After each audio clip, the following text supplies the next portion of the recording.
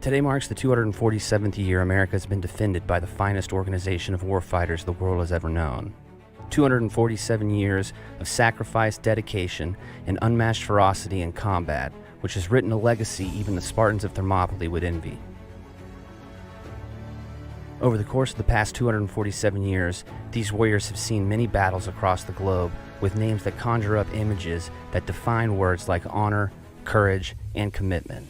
Places like Montezuma, Way City, Bellawood, Marja, and Iwo Jima. Their exploits have inspired the citizens they defend to thrust many names and titles upon their shoulders, names like Leatherneck, Gyrene, and the Frozen Chosen. Their fighting spirit has inspired more than just their fellow countrymen. Even their enemies have been moved to ascribe these warfighters with honorific titles like Teufelhunden or Devil Dogs. But above all of the names and titles this organization of warriors has been called throughout their tenure, there is one that stands alone. A title not bestowed by friend or foe, but one that is earned by each individual's effort and character. A title that only a few good men and women can call their own. The title of United States Marine. Happy birthday, Marines. Semper Fidelis. Unmute me! Listen to me, you whining little whelp. From the Gettysburg Tour Studio. Hey everyone, it's Cameron. Shut up! You're listening to Addressing Gettysburg Today. There's no time. Hello, exactly.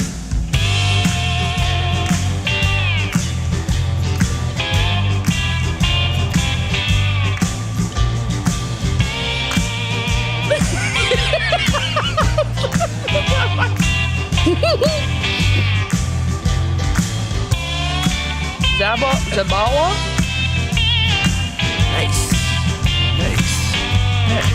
Nice. Hello, everybody. Welcome to Addressing Gettysburg Today. And may I say happy birthday to the Marine Corps. 247 years. Colby, you are a Marine. Once a Marine, always a Marine. Isn't that correct? Yeah, man. I mean, I definitely am not in battle fighting shape anymore, but I still got the title. You still have the know-how, right? Yes. And if ever your country needs you in a dire emergency, you can pick up the rifle and go out into the fields and fight, right? Like John Burns. Yeah, I mean, yeah. I'd still be dangerous. I don't know if I'd be as dangerous as some of these 18-year-old devil pups out there, but Sure. they it's a young man's game. But I would definitely be down for a good fight. Always in for a good fight. A good firefight. Well, good for you. Good for you. It's good to know that somebody here is always up for a good fight. I am not up for a good fight. I am pretty much fightless. I have no fight left in me. Well, it was a fight enough to just figure out what to do with my life. Well, maybe you just haven't had the right thing tickled yet to make you want to fight. You know. Had plenty of things tickled. They're just none of it. No, it's crazy. Yeah. The thing is, like, I just it's not even being afraid of getting hurt myself. You know, I just don't want to hurt anybody else. Even if I lose the fight, I don't want to inflict pain in the process. Oh, see, Peace, man. Peace, man. I'll tell you, I don't like just hurting people for the sake of hurting people. I never have. Well, you're not an asshole. Right, Yeah. right. But I do like hurting the right people, you know. Well, who doesn't?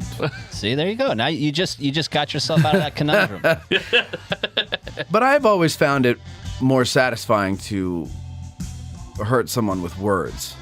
You know, make them cry with words without ever having to clench a fist or raise a hand. You should try it with artillery one time. Emotional damage. Yeah. I'm a very, I'm still waters run deep, I'm very calm and quiet, and I don't get worked up over things. When did you see me explode? Have you seen me explode? No. No. Only after eating some Mexican food. Oh, yes. Zumas. Yeah, you get to admit that, yeah. We all explode after that. But no, I'm very calm. And then all of a sudden, what? Bill, that's corn. I knew it. Matt would last 2 seconds as he trips over Linz on their way from a fight. Oh, that was great. That was great. You and I would be like the Martin and Lewis of the Army. Which one? I just want to know who's going to be Gomer Pyle. Between the two of Cameron. you. Cameron. Oh, well, I guess Yeah. that, you know what? That's fair. Yeah. I wasn't even thinking outside this room. Oh, but golly. Because you told me to, drill sergeant. No, I don't know. Yeah, I look. All I can say is this: I'm glad that there are people like you and these 18-year-olds who you think Yes. got it over you. Because if it weren't, we'd have a really tough existence in this country. That's absolutely true. Absolutely. And the only reason I say these 18-year-olds, I'm in the camp of believers that there is nothing more dangerous than an 18, 19-year-old Period. infantry marine. Oh. Period. Yes, they can be the most dangerous, but especially on the battlefield, their willingness to commit just wholeheartedly to the task at hand is so much stronger than what you would find in guys that are a little bit older and have a little bit more world experience. Well, that's the difference, right? Yeah, I mean, Experience it's a young man's and game. realizing your own mortality. I think once you realize that your life is just as fragile as everybody else's, you kind of change your behavior. Yeah. And you think about your risks more, and you weigh them, and you go, nah. You pick your battles. I mean, think about who you were at 18 years of age. You were young and dumb, right? Well, I was young. Yeah. Well, okay. No, I was dumb too. Yeah, no, of course. At 18 years old, my God, I remember. At 17, a army recruiter, came to the house and sat down with me and talked with me, and I was trying to find, well, what's the program that will expedite the process to get me to general. And he goes, there's no expediting that process. And I go, well, come back to me when there is. This will not be for you, son. Yeah. And then he, because I have an interest in radio and I was a musician, he said, well, you could do the band, you could do, radio. And I said, oh, all right. And I said, and do you have to do boot camp? And he's like, yeah. And I go, nah. I just, No, that's how the Marine Corps will get you, because in the Army, the Army breaks down their boot camps, right? So if you're an infantry guy in the Army, you go to infantry boot camp. If you're a radio guy in the Army, you go to a boot camp that is not like infantry boot camp. It's very different. So like what Eric went through, for instance, is way harder than what somebody that's going to be a cook would go through in an Army boot camp. Gotcha. Right? Okay. Like they're different, because the Army is huge. You got to remember, the Army is so much bigger than the Marine Corps, and they have multiple boot camp places throughout the country. In the Marine Corps, everybody goes to the same place. So it doesn't matter if you're in the band, a cook, or doing the radio for the Marine Corps. You get to do the same boot camp everybody else does. I see. Okay. All right. Well. Oh, there's a swamp dragon. Oh, Cam's Even the always, swamp dragon. Cam's always talking about the swamp dragons. In case you're wondering, ladies and gentlemen, Ronnie is not here because she is under quarantine. So everybody beware of Ronnie. Where do you find these sound effects? YouTube is amazing. It is. It's got everything. It is, but your taste in sound effects might be more amazing than YouTube. Well, I have a very particular, you're right, I do. I'm very snobby with sounds. Like a jazz critic. Yeah, like I get a certain sound in my head, and I said, I had that sound in my head, and I was like, all right, I search YouTube, and I go, alarm sound. And I went through like 3 of them that weren't the right one, and then I finally got it, and then there it is. Because some of them are funnier than others. I would have to agree there. Yeah. Yeah. So anyway, so she's quarantined. She's not sick. She was near someone who was on Monday. Oh. But the work requires, because she works for the government. Right. So work requires that she quarantine. And so she's fine. She has no symptoms or anything like that. So I think she's free after tomorrow. I think it's been 5 days. I think it's got to be 5 days now. I just thought we were past quarantine. Well, but that's what I said to her. I was like, well, wait a second. I don't understand. The CDC said that, the private sector doesn't need to worry about that anymore. You don't need to do that. You don't need to do the mask. You don't need to do the gloves. You don't need to do the sanitizer. You don't need to do anything that they berated us for years to do. And then, but the government still follows that bullshit. The court system. Yeah, the court system. Like, I don't understand it. I don't get it. It's like it's 2 separate worlds. I just can't believe it's been years at this point. I know. Like you sit down and think about it, and it has been multiple years. It has, yes. Did you see that article in The Atlantic whoever wrote it was like, we need to have a pandemic amnesty. Oh my God, I did. I saw that. It was unbelievable. Basically, they're saying, we know we ruined your lives, but you should forgive us and we should work together on the problems that still exist. I'm like, you're the problem that still exists. Jesus, I mean, we were telling you, many of us were telling you the whole time, this is all bull. And you called us all the names in the book. Crazy, conspiracy theory, theorists, science deniers, and even racists. locked us in our rooms. And you locked us in our homes. You took our jobs away. You caused inflation by giving us an extra $2,400 a month. And like, now you want forgiveness? Wow. Put the shoe on the other foot. You would want us killed. I don't want people killed. I don't want anybody hurt. No. But forgiveness, eventually I will get to forgiving you. I'll never forget it, though. The better argument would have been if they would have made the point that at least you got Tiger King. Well, then I could get on board that train. The entertainment was good. I mean, and honestly, look, personally for me, that whole lockdown thing was great. See, because you don't understand, right? Like, okay, so I'm 44. What was that, 2 years ago? So I was 42 when that happened, right? Right. My life only started working out for me at age 40 when I moved here. So my entire adult life up until then was, I mean, if I didn't have a good support system around me, I would have been homeless. And so I know how to navigate destitution. So when that happened, and all the people who like got out of college and were successful right away and were always able to maintain and manage and everything, when they started freaking out because they didn't know what to do without their job and I'm going to lose my mortgage and all this stuff, I was like, hey, come here, I'll help you figure it out. Here's how to do it, So I was like, finally, I'm not the loser. We're all losers. You're experienced. And I'm experienced in this, right? And so it was great. And then also, a lot of people were looking for entertainment, and that's how a bulk of our core audience found us. Yes. And so, it was a good time for me. However, I would have given that all up to have a healthy society. And we've now become very sick because of it. And not with viruses, but mentally. Like we're demoralized. Mm-hmm. We're suspicious of each other. We hate each other, and I don't like that at all. Now, I mean, like a lot of this stuff was in the works for decades. You could make a case that's been going on long. But you know what it was? That was like the straw that broke the camel's back. Because it was a major watershed event. Yeah, it was a very stressful situation. That was people say COVID did it, and COVID didn't do that. No. COVID doesn't make decisions. There are people in power that made decisions. Yes, and they made those. They did that to us. COVID didn't do anything. They didn't have the ability to handle it. Mm-hmm. They didn't have the ability to take a deep breath and not panic. And so they panicked, and they went through they brought these draconian measures about, and it's not good. It's not, like think of like addiction and abuse. I was talking to a cop early on in the lockdown. I come out on my porch. There's a cop standing out there. So I make small talk. I like to make small talk, and I go, "It's pretty calm for you guys now with all this lockdown stuff." And he goes, "No, it's actually worse. We just came from a domestic, and we're going 2 doors down for another one."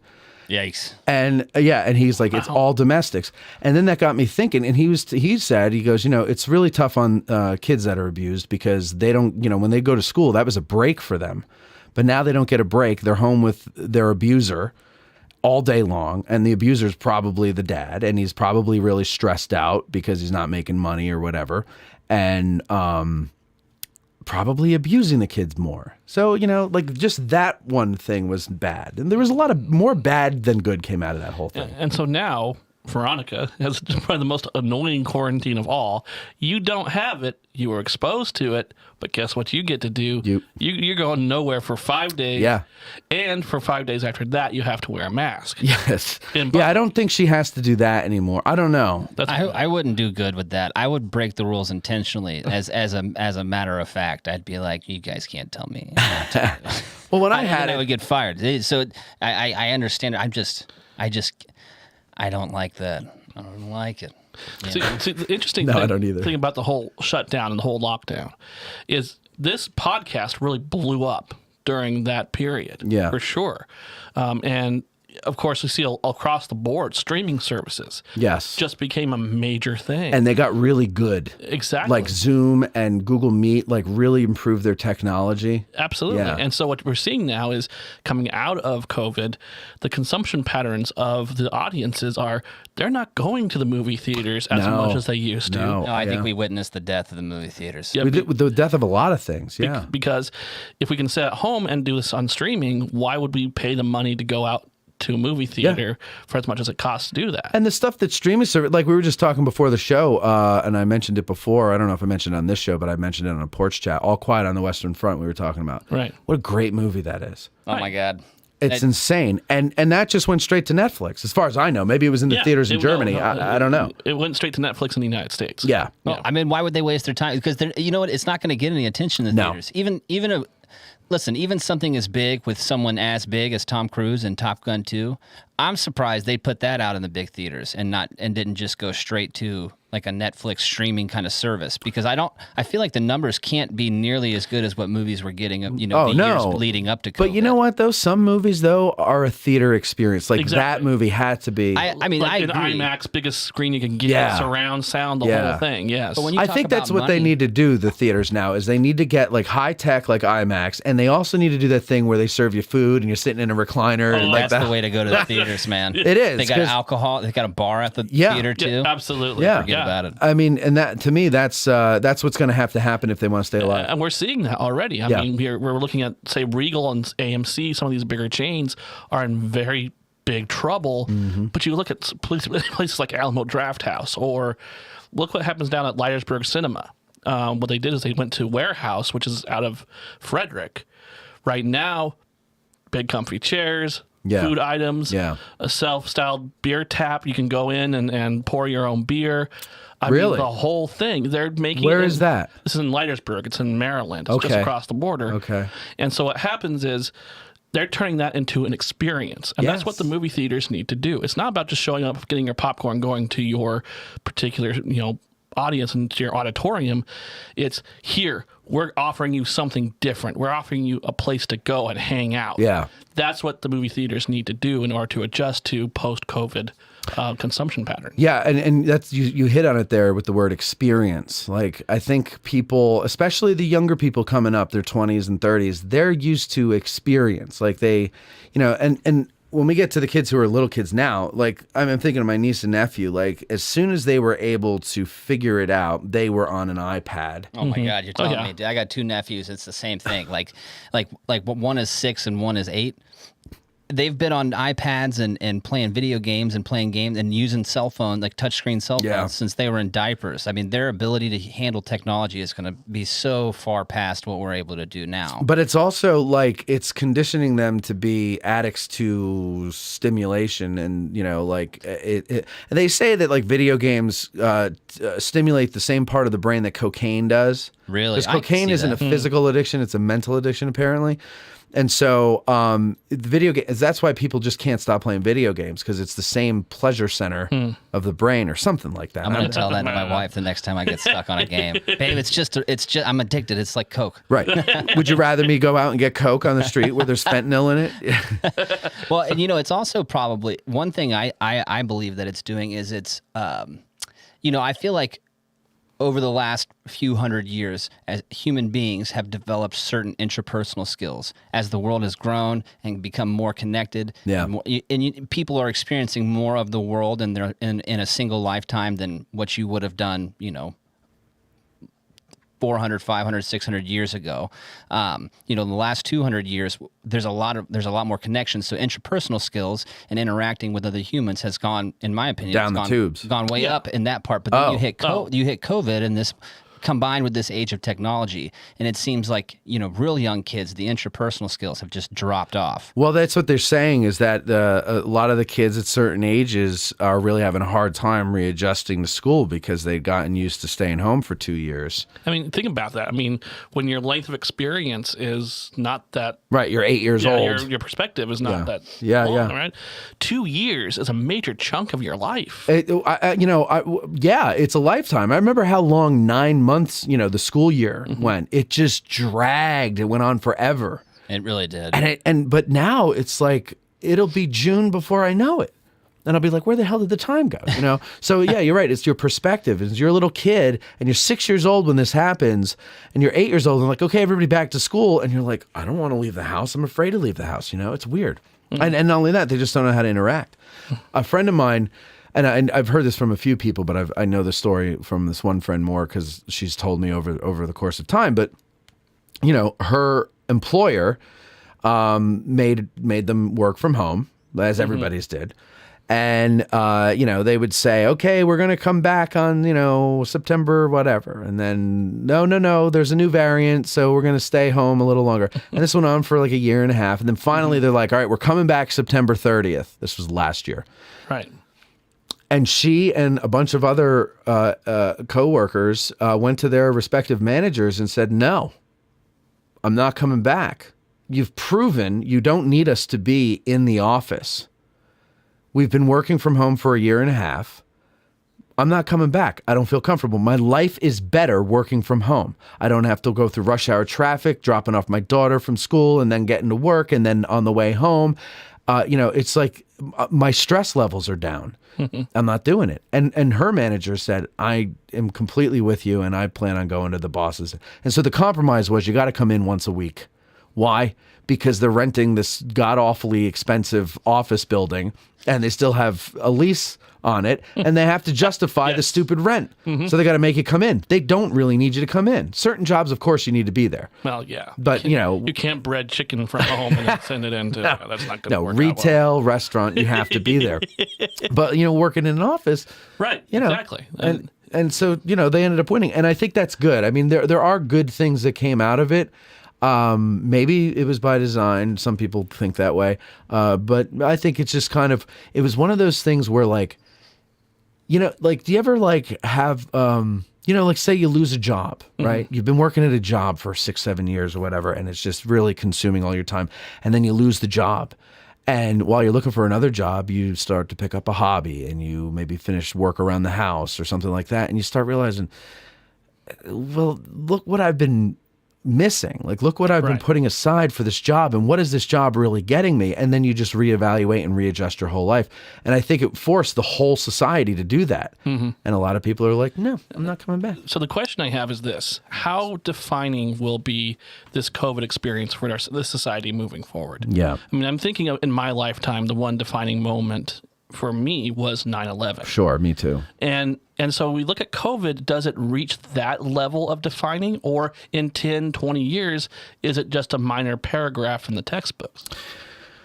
Both, I think. I think in 10 or 20 years, it'll be a minor paragraph in the textbook, and life will be, the way life will be then will be a result of these last 2 years, that whole thing. So like, so it starts trickling down from the 2 years here, and growing from there. Yeah, because new things come out of it, old things die off, right? And then of course there's the psyche of the public, which it does not seem like it's healthy. And hopefully we can get over that peacefully. And you know, not get turned to wide scale violence and everything to settle the matter. But I don't know how you get the high tension that we have in this country now, and it doesn't end that way. You know, like how do you just all go? You know what? Yeah. Oh, that was our bad. Yeah, my bad. You know, we all made some mistakes. Can we just take a breath and step back and look at each other as fellow Americans instead of evil Democrats and evil Republicans and whatever?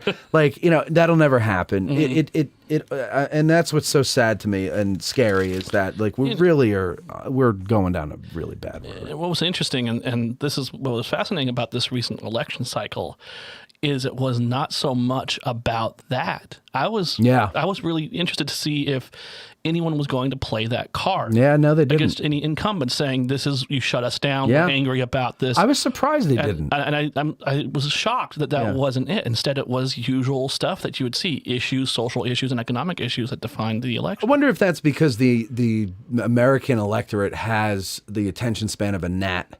Well, I think it's that, and I think they're over. I think they're just over even talking about it. You know what I mean? Like, yeah, but I mean, there's groups of people in this country that are angry about things that are decades old still, and this is only 2 years ago, and we're still dealing with the ramifications of that. I'm surprised that politicians didn't hone in on that more. Yeah, I'm with you on that. Yeah. But yeah, that's kind of shocking me. So I was thinking but this whole division within our society, this acrimonious relationship that we've had amongst each other. COVID and the shutdown became the focus, kind of the funnel for that. Yeah. And so it became pronounced and very acute for us to see, and starkly for us to see how that was going down. But that had been percolating for decades. For many, many decades. Yeah, absolutely. And that's what I'm saying. It's the straw that broke the camel's back. I don't think it everything now is just due from 2 years ago. It was just, that was the thing that just blew the lid off and all the steam just started blowing out. And it happens, but I don't know. But you know what I'm actually very proud of though? We have one rule with addressing Gettysburg. Mm-hmm. Whether it's when we started out during the lockdown, when we started doing twice a week, we would do Zooms, Sundays and Wednesdays, I think it was, and we would just talk, right? Yeah, about whatever, just to get through the whole thing, right? And we had one rule: no modern politics. There you go. And that continues to be when we have our get out of the car tours, and then we go to the Farnsworth house afterwards. No modern politics. And you know why I'm proud of it? Because I know we have flaming liberals and grouchy conservatives and everybody in between and everybody further to the extremes than them. We've got them all. I know this because I see their social media. I've spoken with them personally. Yes. Yet we all got to know each other through a common interest. Mm-hmm. And the feeling that I get, the observations that I make, is that nobody cares because now you've made friends. Exactly. And you get to know the person for the person. Exactly. And it's like, who cares what your politics are? Right, you give them the credit that they want the best for the country. They're a good person. You don't not even that. You don't even know what they want for the country. That's what I'm saying. And if you don't know those people ahead of time, it's like they're shrouded in this veil of mystery. Like they're just the other team. Yes. You know what I mean? Yes. Whereas in this community, we try to take the same stance on America Fog of War as well, dude. We try not to let any kind of politics hinder what we're talking about, because everybody should be able to enjoy American history, right? Regardless of whatever your modern political views are. Exactly. Because yes, you're right. Because it's everybody's history. It's it's a Democrats' history. It's a Republicans' history. It's an Independents' history. It's a Libertarians' history. American Green history. Party history. It's American history. Yeah. And so why not have access to it for everybody? And that's what we try to do. And what's fun is having that common interest and coming together. Yeah. Breaking down those traditional divisions that society would try to place on us. And coming together with addressing Gettysburg. I've met some excellent people out there. Me too. Estella Beard comes to mind. Just fantastic. Listener of the year. Absolutely. Bill Edscorn. Well, maybe not Bill, but my boy Bill. No, of course, Bill. Of course, what are you Bill. talking about? Bill and Cindy have been phenomenal. Those two are just. I don't know where my life. Oh my God, I love Bill Edscorn. My life would not be as rich if I hadn't met those two. I'm going to echo that because you're absolutely right. Mine wouldn't be either. They've been very helpful, more than helpful. I mean, they've become very good friends in the last year to me, and I'm very lucky that they can put up with me. Frankly, dude, I have to third that because even for me. Oh God! Oh boy! Here we God. Go. Go ahead and third it first. Third it. Well, I was just gonna say, even for me, it's been the original supporters of what Brett and I are doing have been Getty's nerds, man. I mean, Beth is one that comes to mind. There's just a ton of people that in this community. Bill has been extremely nice to me. Bill and his wife have been extremely nice to me. Every time I see them, they're always excited to see me and talk to me about stuff. Mm-hmm. You got a great group of Getty's nerds here. in this community, and absolutely. it's an awesome community to get to be a part of. It is. It absolutely is, and I'm very proud of it. And we've got big plans. Big plans. We'll get to that in the second segment, though. But one more thing I want to tell you. So, Colby, I started going back to the gym this week. Good for you, buddy. Oh, yay. Thank you, Michael. Thank you. And so I started going back in early October, or it might have been late September. Either way, it was around that time. And this is something that happens. Tell me if this happens to you. Anybody in the audience, in the comment section, or if you want to call in. By the way, call in 717-428 or 420-1978. Now, what the hell was I saying? Oh, this happens to me every time I go back to the gym. Within 2 to 3 weeks, I get sick with some kind of like bacterial infection in my airways. And so I got a sinus infection this time. And it felt more like a sore throat. And so I just kind of let it go for a week, but it was really getting on my nerves. So I went to the doctor, and then she's like, it sounds like a sinus infection. I thought it was strep, but she's like, if you had strep, you'd be in much worse shape after a week. So she's like, it's probably a sinus infection. She gave me an antibiotic, whatever. But a cough developed during the infection, and it didn't clear up with the antibiotics. And it was like this weird cough where like it sounded like I had like, just like big globs of phlegm in my lungs, but nothing would ever produce.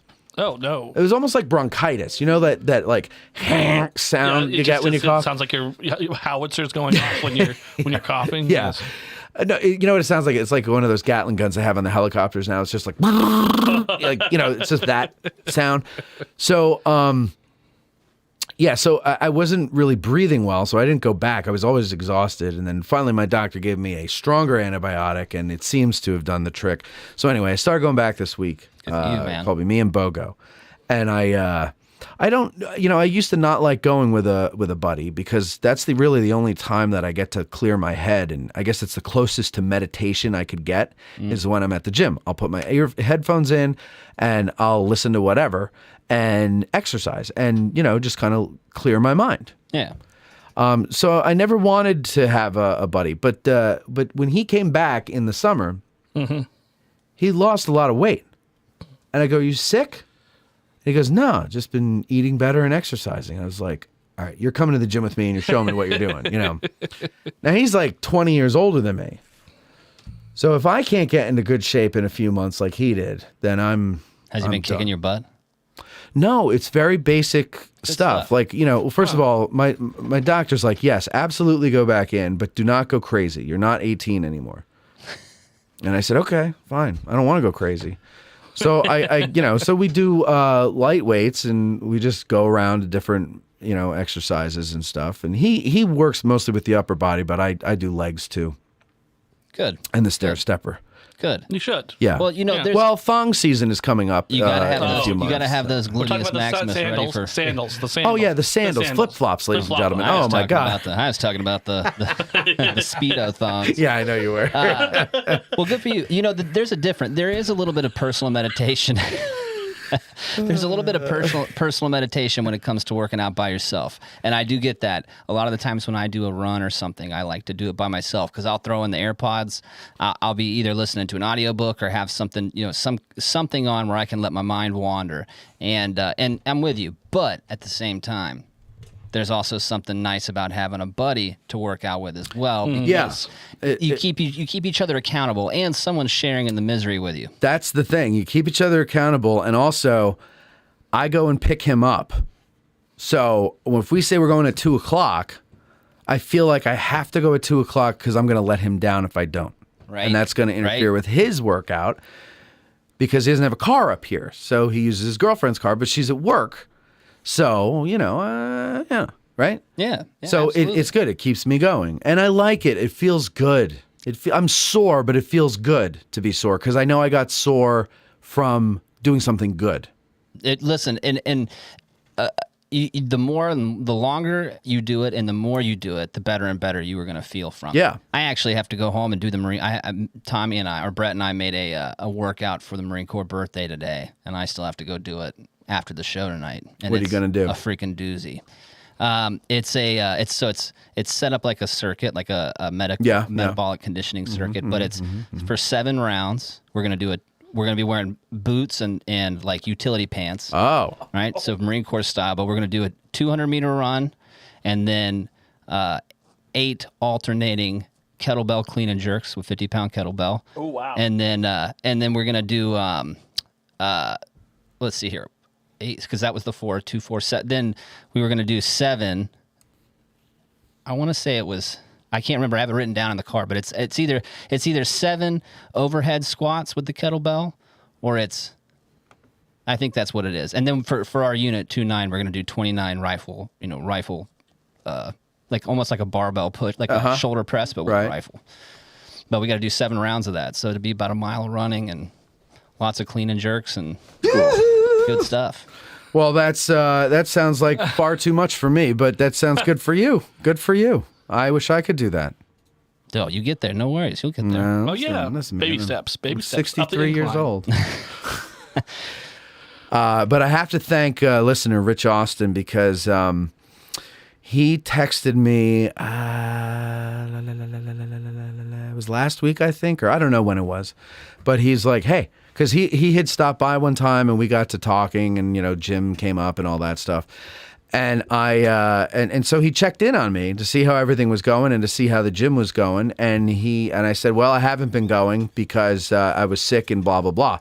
And he's like, oh, well, you better now, get going. So I said, yeah, I will. And so he's like, send me a picture of you at the gym. So basically he was saying, I'm going to hold you accountable and you're going to hold me accountable. So that's what we've been doing. I forgot to send him a picture today. Rich, I did go today. He's lying. No, I'm not. No, I'm not. We really did go. I enjoy doing it. In fact, we were going to go yesterday. We were going to go 3 days in a row, but my day got all screwed up and I couldn't go, and I felt like a loser. Well, when are you and Bo going to come box with me, bro? It's not like I'm going to go crazy on you. It's just a little boxing workout. There, you want to see how I throw a punch? Ready, watch. Yeah, let me see it. Oh, well, Okay. We'll just strengthen those soft wrists right on up, buddy. We'll get you. I'm surprised you didn't go. Oh yeah, that's it. Listen, I actually saw a guy get in a fist fight like that one time. How would you when you're doing this? Do you then go back and throw the punch, or is it you're doing this and you just go pop? Like how do they?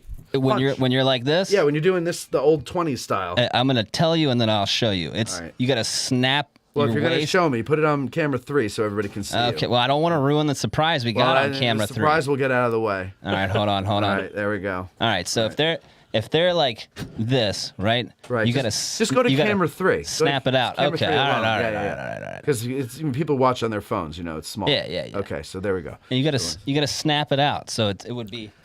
Do it into the camera. Which one of me? This one right here. Yeah. You gotta get a sideways view, but it's okay. Snap. And then snap in slow mo. I want to see how your wrist turns. Does it? Oh no, you keep it out. If you're fighting this way, you do. You keep it straight like that. It's all about keeping the knuckles tight. Now I don't fight like that. I did see a guy fight like that one time, and he did this. The guy he was fighting was making fun of him, and he threw his hand out like that. Yeah. And the guy moved his hands that way to block, and he just dapped him. Right in the nose. That was over instantly. That was clever. It was clever. It was a trick I put in my little baggie.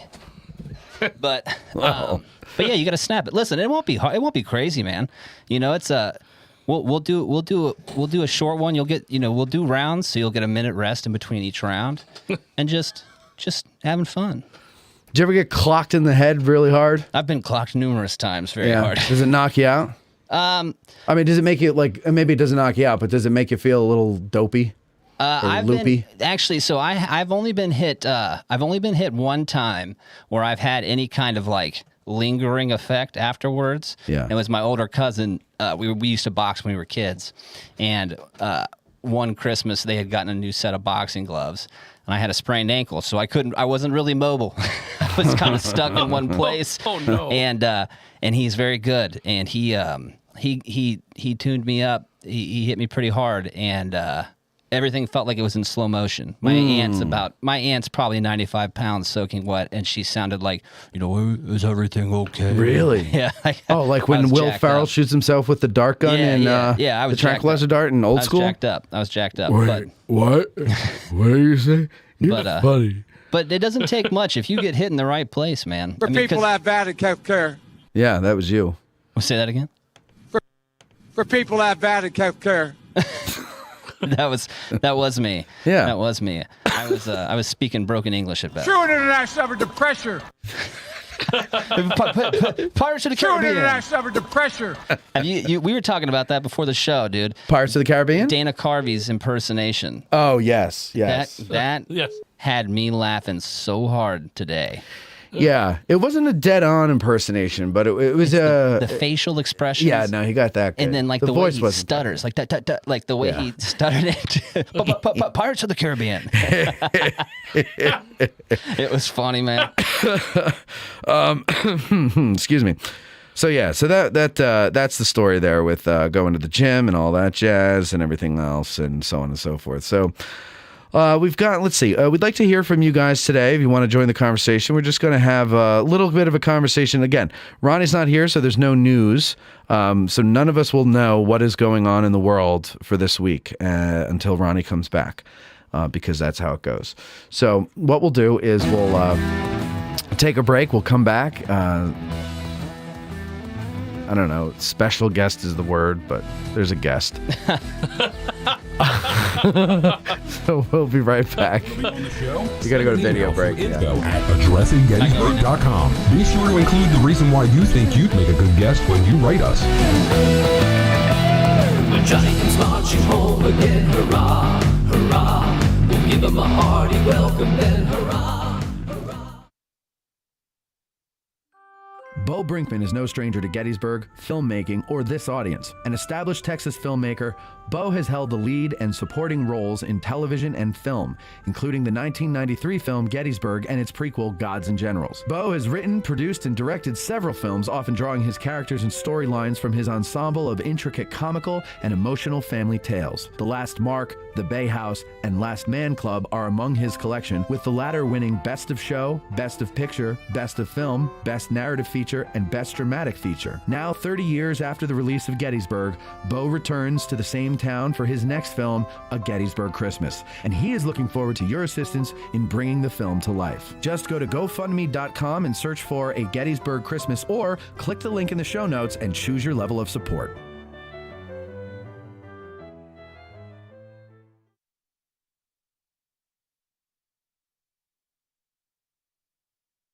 Think outside the bus and let family-owned Gettysburg Tours take you on a cycling journey across the picturesque and historic Gettysburg battlefield. There's no better way than by bicycle to gain a feel for the terrain of the battlefield. Slow enough to see it all, yet fast enough to do it all. Follow the route of Union troops entering the fray as you ride to the site of the first shots of this epic 3-day battle. Feel the drama as you put yourself in the position of a Confederate soldier just before he steps off to make Pickett's charge. Take a stand with the heroic Colonel Chamberlain on the slopes of Little Round Top, just before you view the fields of honor beneath you from its summit. All of our guides are officially licensed by the National Park Service, so don't get a sore neck trying to see out of your car, and saddle up with Gettysburg Tours for a 360-degree view of America's most important piece of real estate. Gettysburg Tours.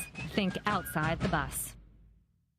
Go to Gettysburg.com or call 717-752-7752 to book a battlefield experience you will never forget.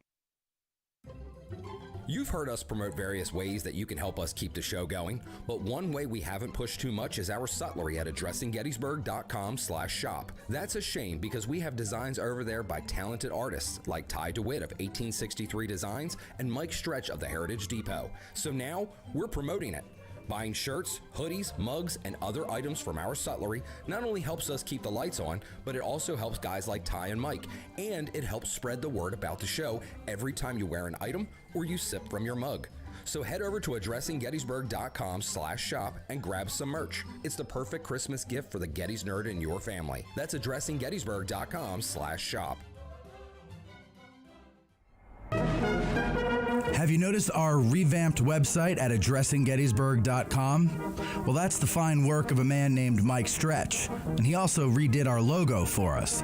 Both of them I originally designed, and both of them were originally horrible, but now they're nice, and that's all thanks to Mike. Mike has an awesome t-shirt company called Heritage Depot. There you'll find great designs based on Gettysburg and the Civil War with t-shirts and other types of merchandise. So go to heritage-depot.com and spruce up your Gettys Nerd wardrobe. That's heritage-depot.com. Our favorite bookstore in Gettysburg is For the Historian, located at 42 York Street. It's because they have the best selection of Civil War books in Gettysburg, both new and used. And online, they have even more to choose from.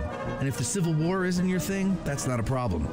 This is For the Historian, after all. They cover history from the ancient world to the 21st century with a strong selection of World War II and American Revolution books. It's astounding how many thousands of titles from Osprey, Savas Beatty, UNC Press, and more they have in their store. And that's because, well, they have a warehouse too. And that's where they keep all the books that are available online at forthehistorian.com. And folks, if you go to forthehistorian.com now and order books until you're blue in the face, be sure you mention that you heard about them on Addressing Gettysburg in the Note to Seller box, and they will refund your shipping costs. And if you prefer to stop by when you're in town, well, you could do that too.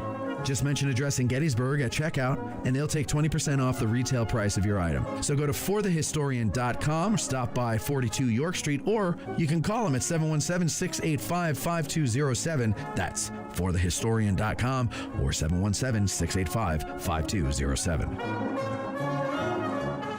You're listening to Addressing Gettysburg.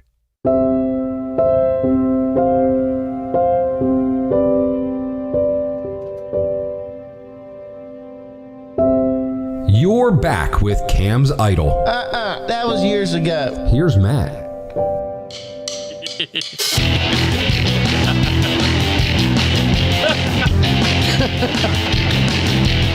That's phenomenal.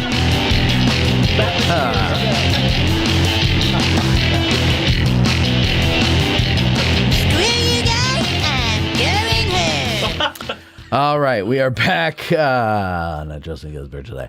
So let's see, what the hell are we doing now? Oh, first I have to tell you all that this segment is brought to you by Von Dedham & Co., makers of fine and creative leather goods. You know, it's our buddy Eric, the producer. That's Von Dedham & Co. He makes wonderful leather. Of course, you know, the Atlas bag that's designed to carry the Lano book. Listen, if you're a Gettys nerd and you like to go out on the battlefield and explore, and you bring your Lano map book with you, or even your Gottfried map book, it also fits in there. I have both, and I put them in my bag. This bag is great. It's even got a little thing in there where you could put a pen. So if you got a notebook and you like to take notes, you can put your pen in there. It's wonderful. Oh, yes. He does a million other things. Currently, he's making a sling for one of my rifles. And it's so it doesn't have the what do you call it, the swivels to some rifles come with a swivel and you can put it doesn't have that. So I'm like, can you in your leather making genius make kind of like an old fashioned type of sling? You know, that, and so he's come up with something, and it's pretty cool, and so much more. Leather wallets, card holders that look like cartridge boxes, just a lot of great stuff.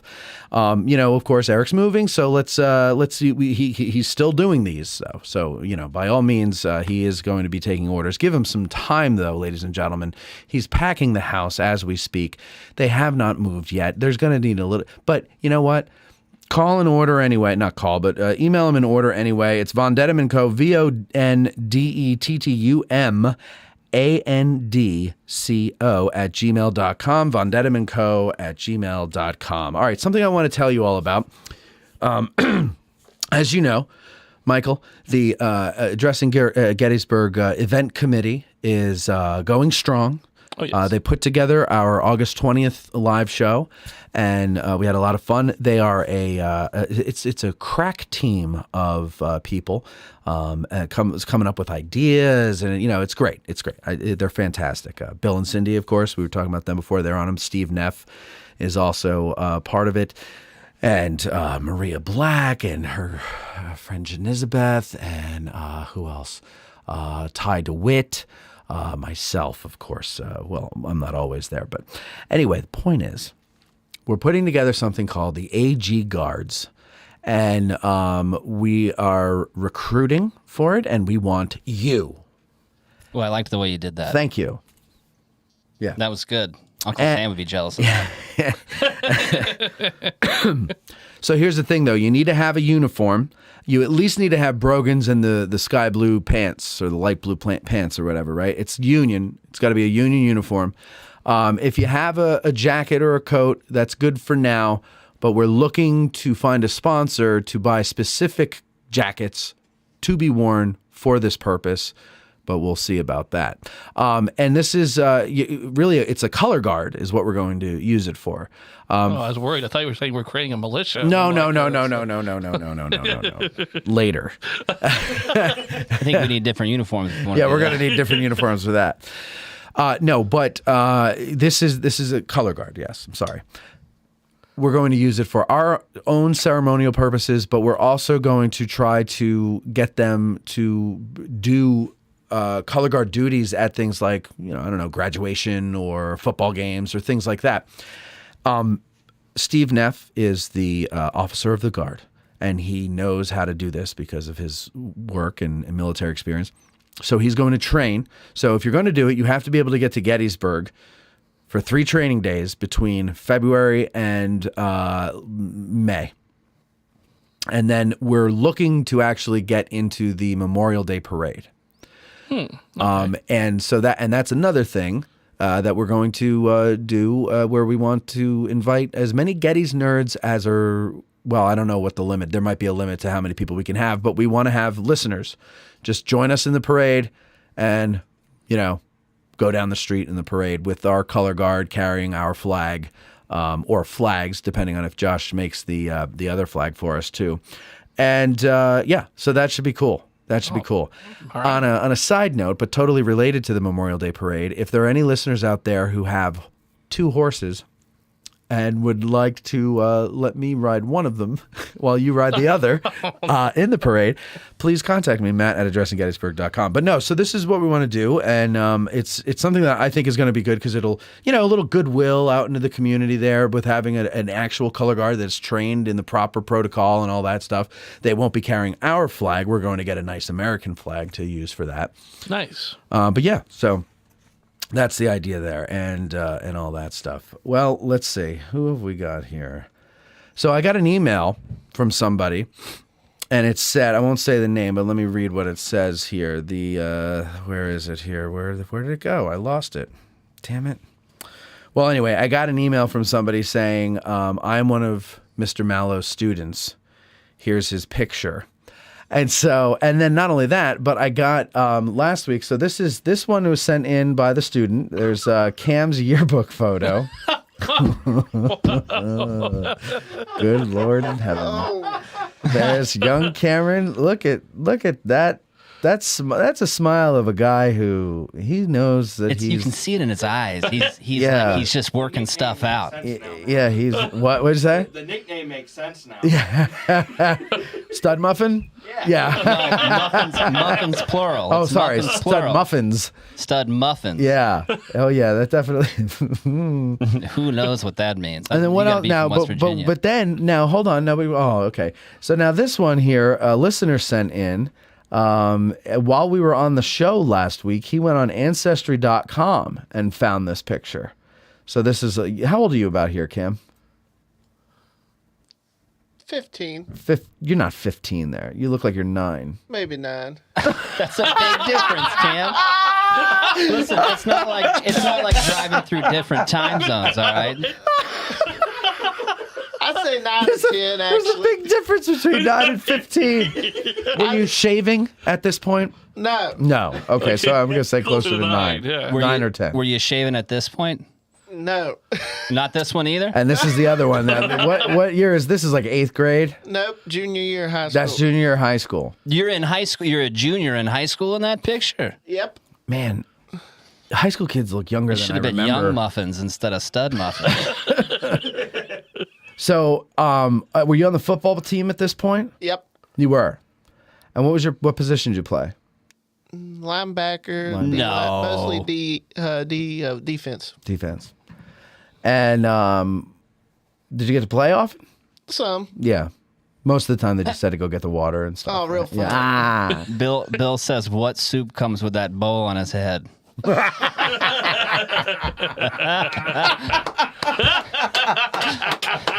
that how they do it in the hills and hollers? You just put a bowl on the head and... Oh, man, that's a good one, Bill. You know what? We haven't done this in a while, and I think you're going to get one right now. Here it is. Dan, Butterfield.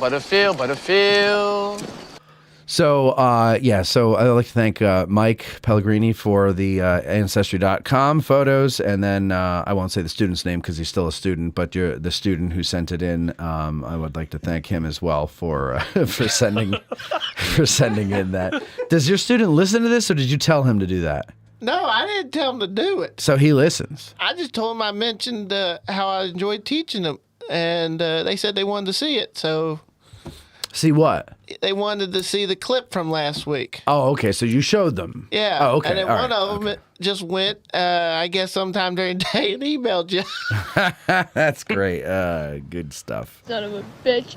All right. So,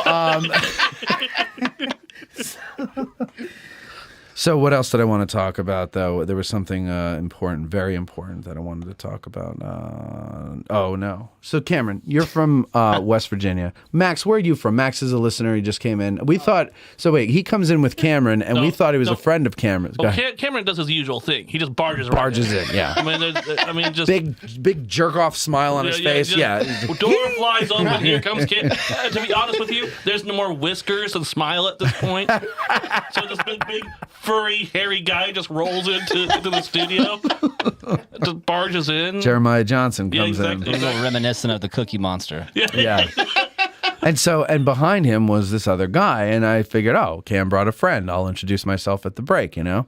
And I said, who's your friend, Cam? And he's like, how the hell do I know? He was out in the parking lot. And I'm like, what are you doing? Just grabbing random people? And so he introduced himself as Max. You're a listener of the show. Yep. Matt, where are you from, Max? Originally Western New York, up in Rochester. Okay. And then wife and I moved down here last year spring. Uh-huh. And, I lost my job that I did have and decided that, You lost your job before the move or after the move? Before the move. Uh-huh. And we had always talked about maybe moving down here, and where we were at the time, there wasn't really anything real prosperous looking, so we decided to make the jump. And you found something prosperous here? I'm getting there. Oh, okay. That's a tough nut to crack, this area. What do you do? So right now I work as a truck driver. Okay. I've worked in the railroad industry.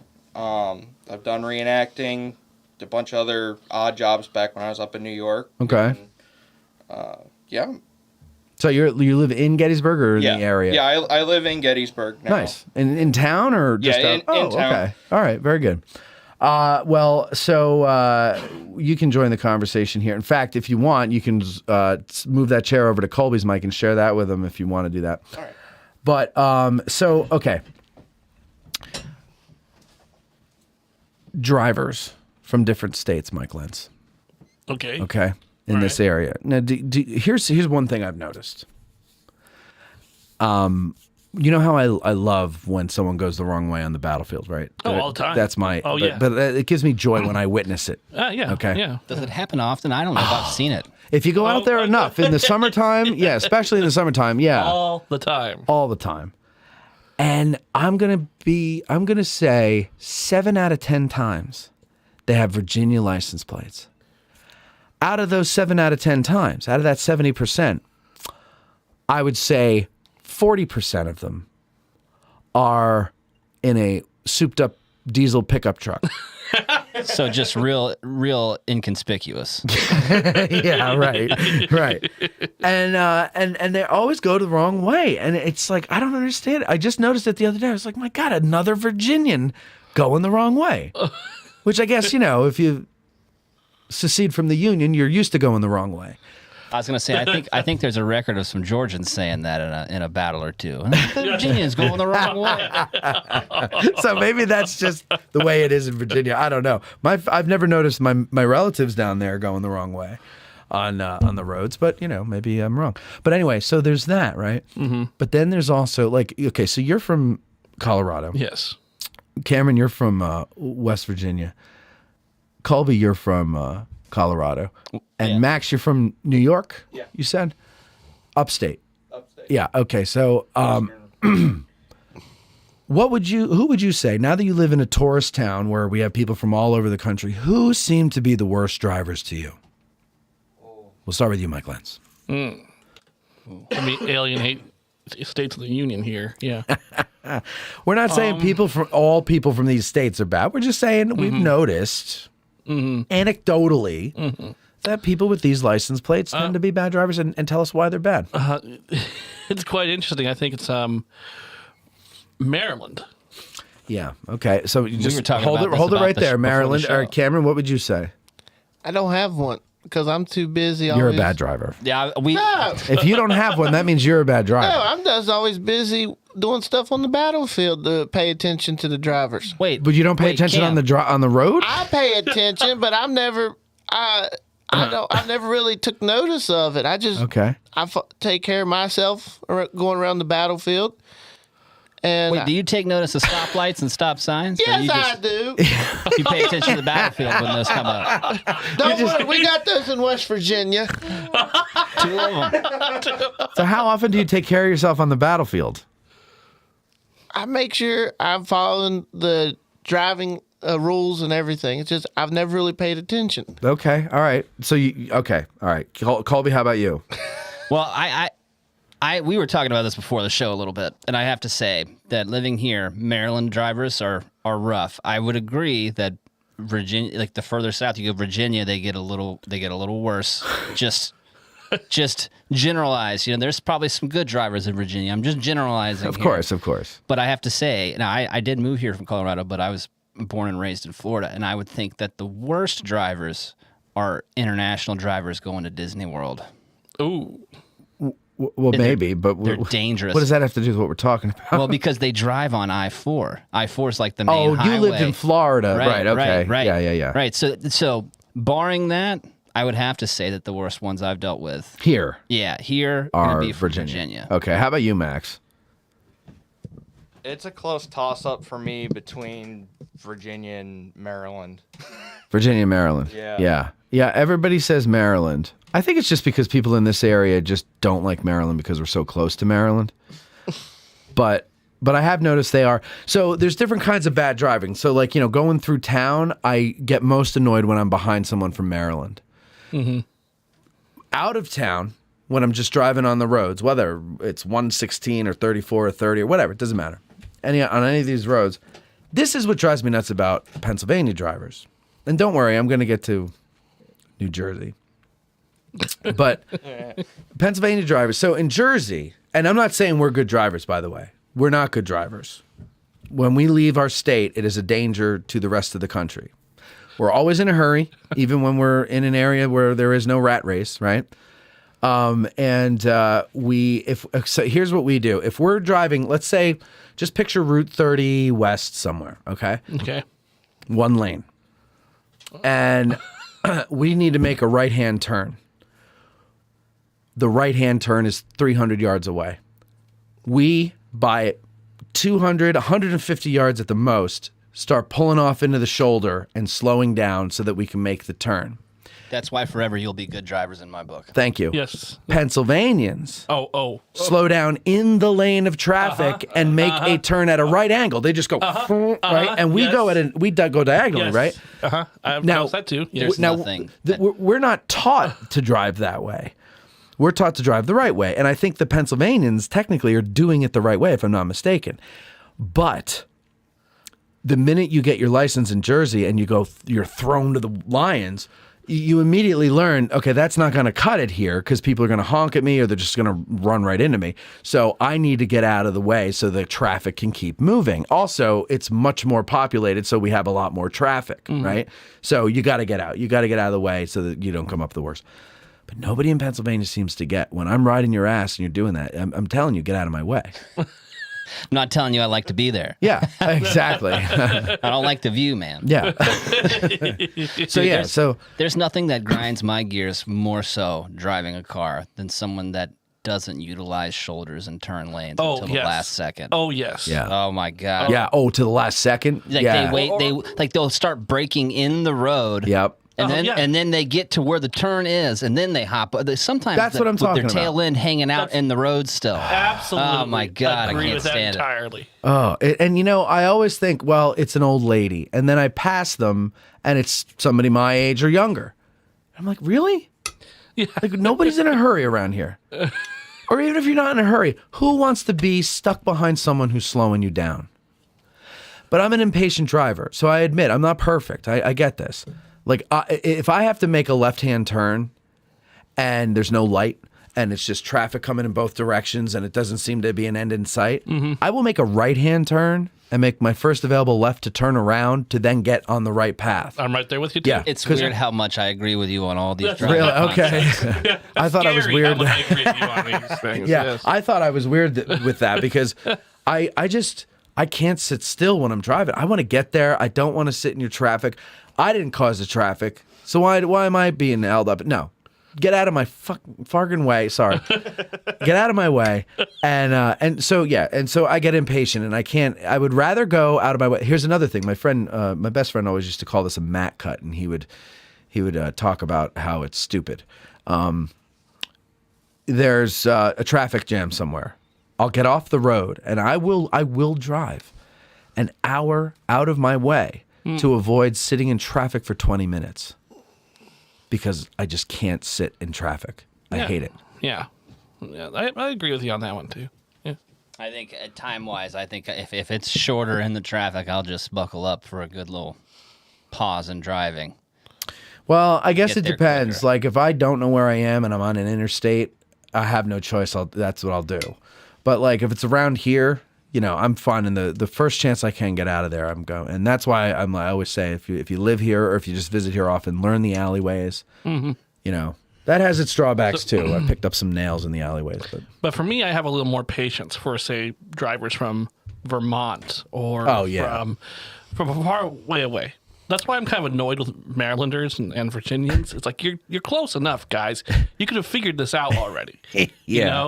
Whereas if you come from far away, like California, okay, I'm going to be annoyed just because you're from California. Yeah, California. So yeah. But I have some grace there because, all right, this is maybe your first time here. Yeah. All right, I'll make fun of you, but we'll still keep moving on from there. Sure. Whereas I have no patience for those from Maryland and Virginia who continue messing up that way. No. Well, I love the Virginians because they keep going the wrong way on the battlefield.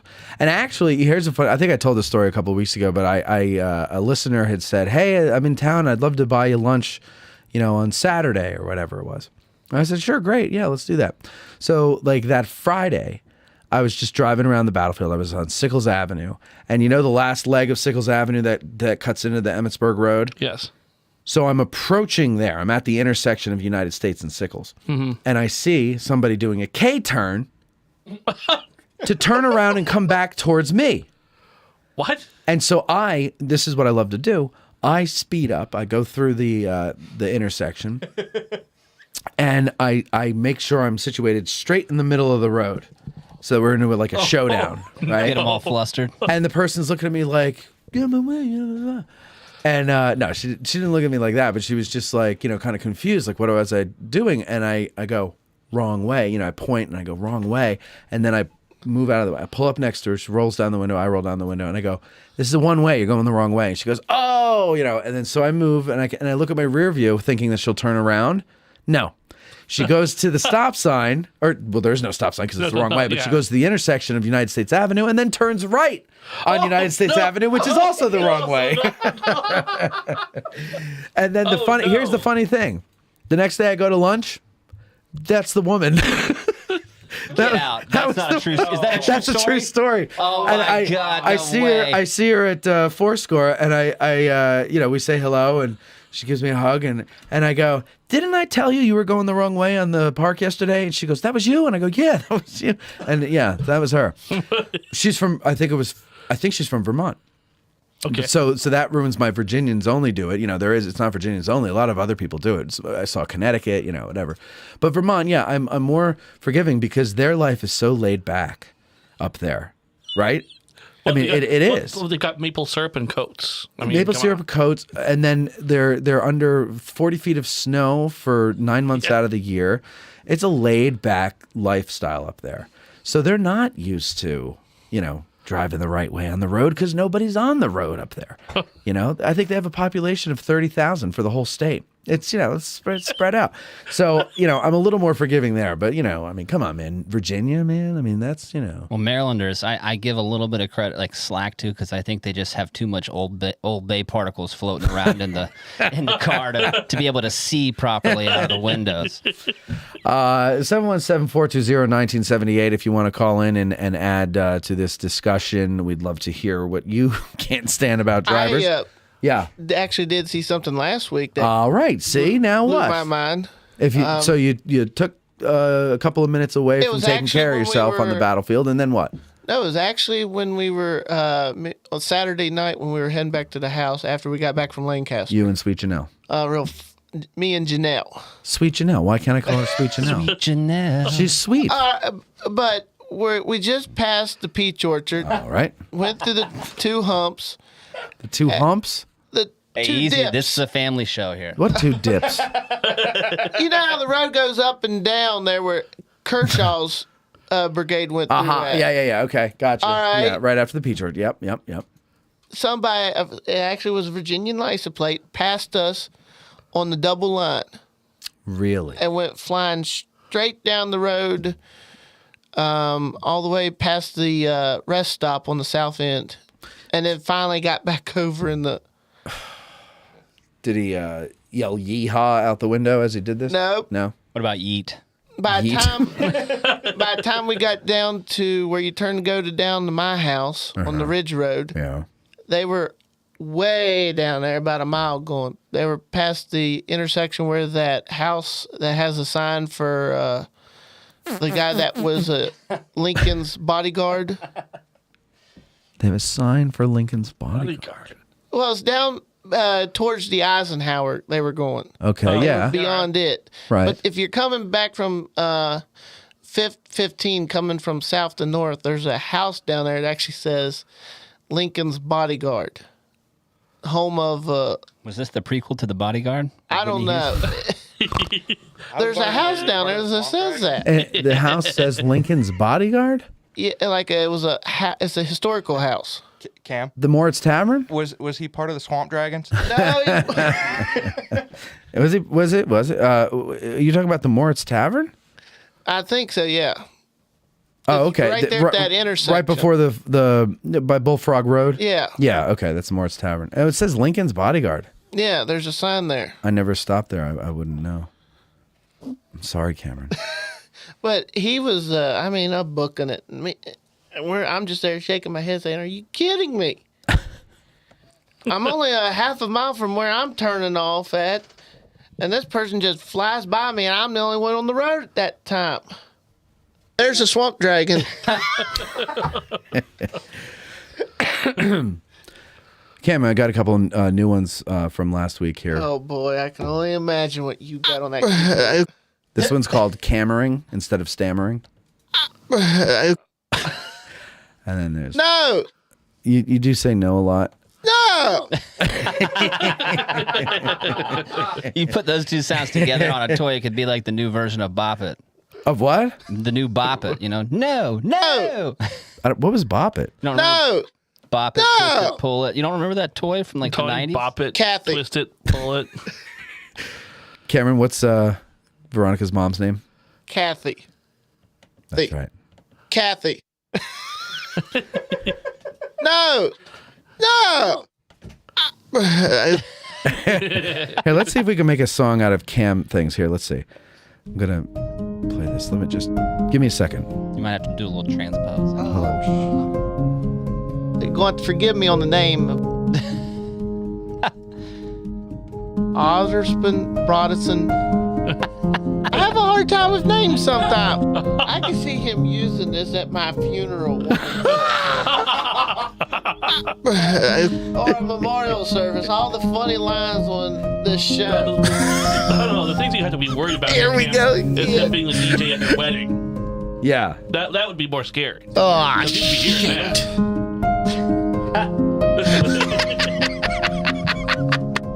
I forgot about that one. How could you forget about it? You forgot about what? So many What- shades of what'd you red the forget time you about? said it. I felt like it would stay forever. What happened?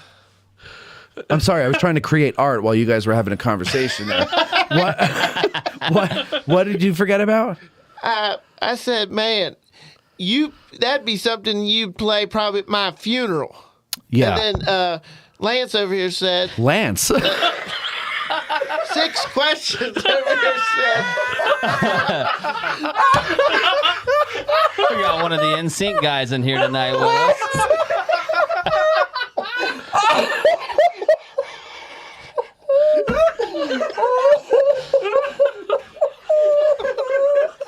Live strong, buddy. All right, I'll take over the show.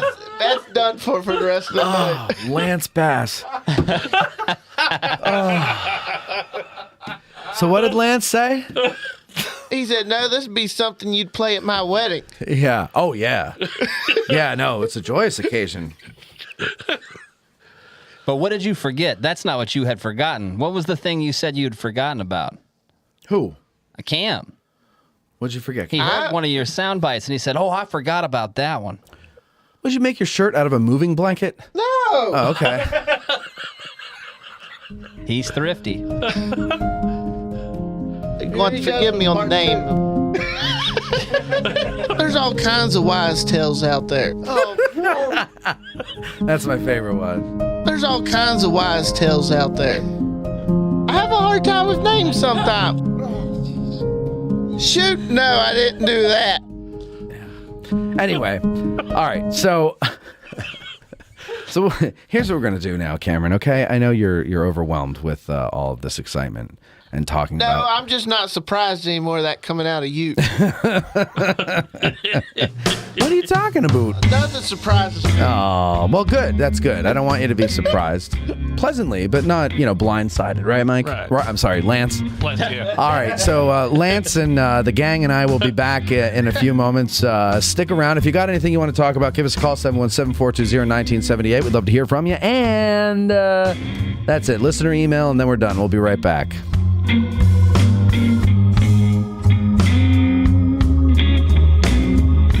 Now would be a good time to get up and stretch. Blood clots are deadly. We'll be back.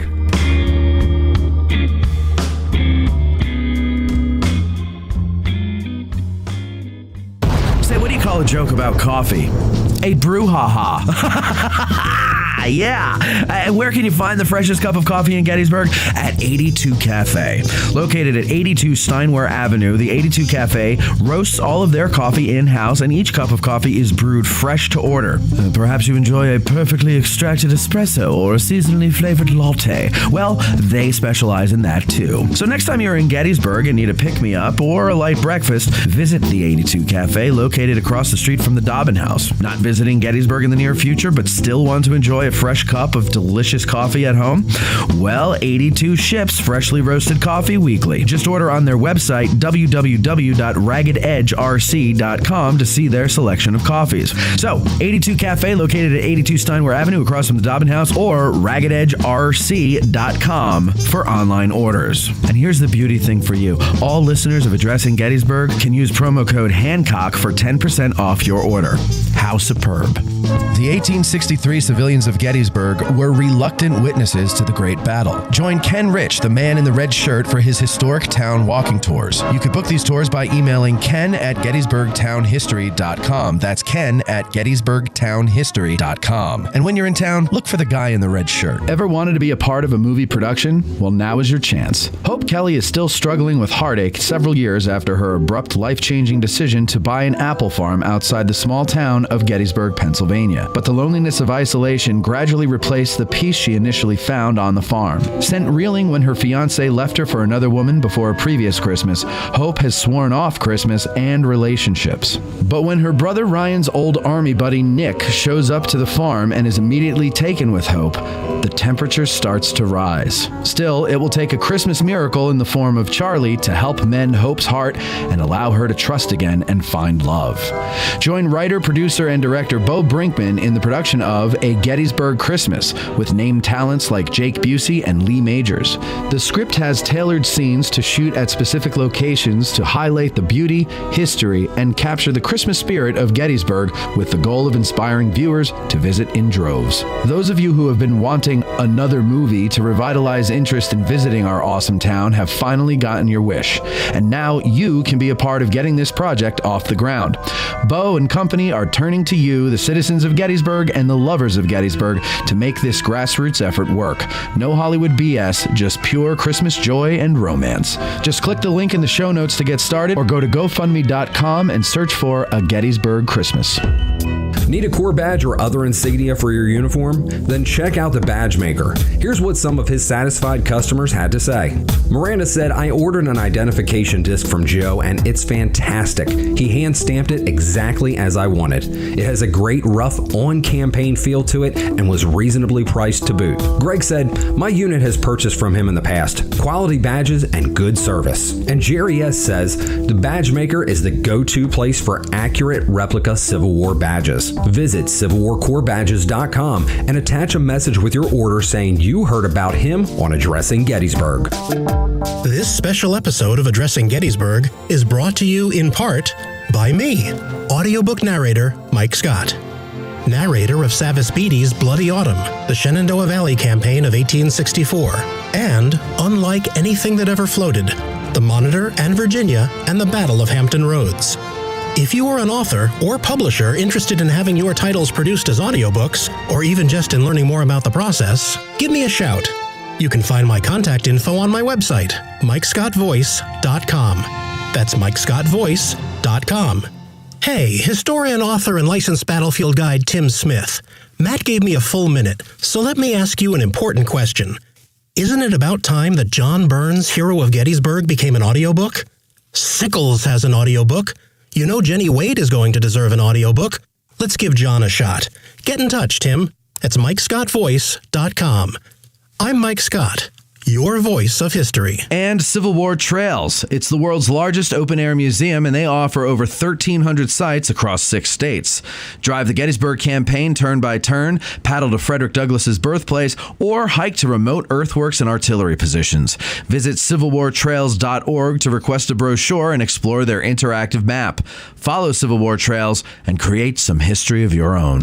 Seminary Ridge Museum and Education Center, Gettysburg's premier museum, is housed in the historic Lutheran Seminary building constructed in 1832, a witness to the first day of battle. The museum's 3 floors of exhibits connect visitors to the dilemmas that led to the Civil War, provide a powerful and personal view of the battle's first day, and explore one of the battlefield's largest hospitals. No visit to Seminary Ridge Museum and Education Center is complete without a guided tour of the building's famous cupola, where on the eve of battle, officers and civilians saw thousands of Confederate soldiers' campfires burning to the west, and Brigadier General John Buford watched for vital federal reinforcements as fighting erupted on the morning of July 1st. Today, you can stand where Buford stood and discover how this view helped chart the course of the Battle of Gettysburg. Your trip to Gettysburg is not complete without a serious visit to Seminary Ridge Museum and Education Center, Gettysburg's premier museum. Purchase tickets online at seminaryridgemuseum.org or call 717-339-1300. To get tickets or a cupola tour, listeners may call or walk in and mention Addressing Gettysburg, or by ordering online using the promo code AG1863 for 20% off. Seminary Ridge Museum and Education Center. It began here. There's a devil to pay. You've heard us promote various ways that you can help us keep the show going, but one way we haven't pushed too much is our sutlery at addressinggettysburg.com/shop. That's a shame because we have designs over there by talented artists like Ty DeWitt of 1863 Designs and Mike Stretch of the Heritage Depot. So now we're promoting it.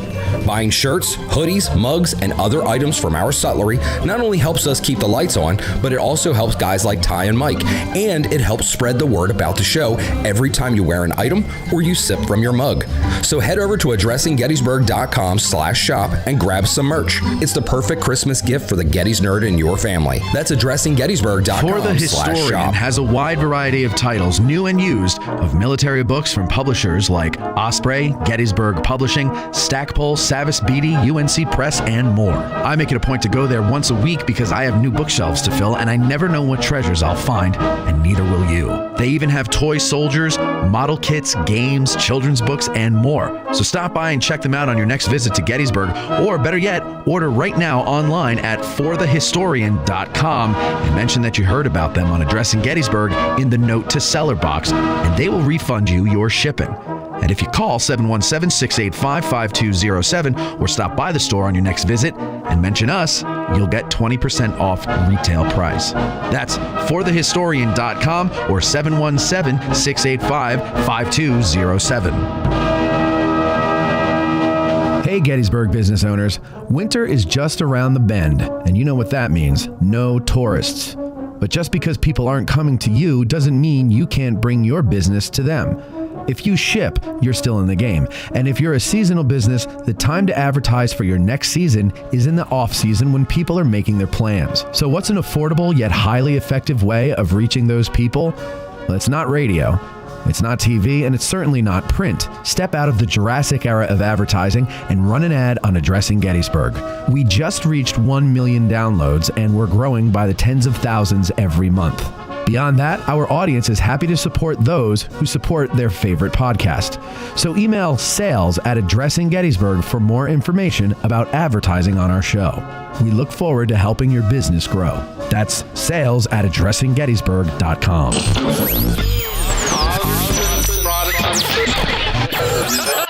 You're listening to the Addressing Gettysburg podcast with Matt Callery. Sprayed with potassium sorbate to prevent mold growth. You're back with Matt and Veronica. What, Cam? Did that confuse you? You don't want mold growth, so you need to spray with potassium sorbate. No, I just got to laugh at some of your comebacks for when we come back on the air. Oh yeah, I gotta me in almost every one of them. It's because you're freaking audio gold, buddy. That's true. I know. We need to find more people. Not to replace Cam. Oh, I don't but care. just to mix it up a little bit. To supplement Cam. Yeah, it's a supplement Cam, you know. Because I get a lot of death threats when you come on the show. So I hope you don't mind. Don't bother me at all. Yeah, of course it doesn't bother you because it's my life being threatened. I'll kill you if you have that kid on again, you know? What did I do? You know, Cameron, I don't know. Some people out there, you know? All right, so let's see. Colby, did we get any? What were any comments there during we got some good ones here. If we go, we got some people commenting on just about everything we've talked about tonight, and there's some pretty good ones. If we go back when we were talking about the effects of quarantine and COVID the last 2 years it's had on everybody, how the show kind of blew up during that time period. Estella here says that it was true for her. Due to COVID, she found AG on Facebook and YouTube and became a patron, and now she's addicted. There you go. Yeah. There you go. That's one good addiction that came out of COVID. Right. Okay. There's not all addictions are bad. COVID what? Exactly. COVID what? COVID what? COVID say what? So then speaking on that talk, because we did talk about addiction and depression and all those things kind of being an issue as well. Amanda says she's an addiction counselor, and there was a huge increase in relapse and, like we were saying, traumatic events. There you go. Oh yeah, no, I know. I've heard it from many people who know better than I. You know, it was hard on me when I heard it coming up the road, heard y'all talking about it. It was hard on me at first because I had so much stuff just now finally going for me. Started substitute teaching, and I was, of course, had heavy heart set on what I was going to be able to do that summer with the Park Service. But you did get a job at the Park Service. Though, I did. Yeah. And I moved in the middle of the summer. And did you get unemployment?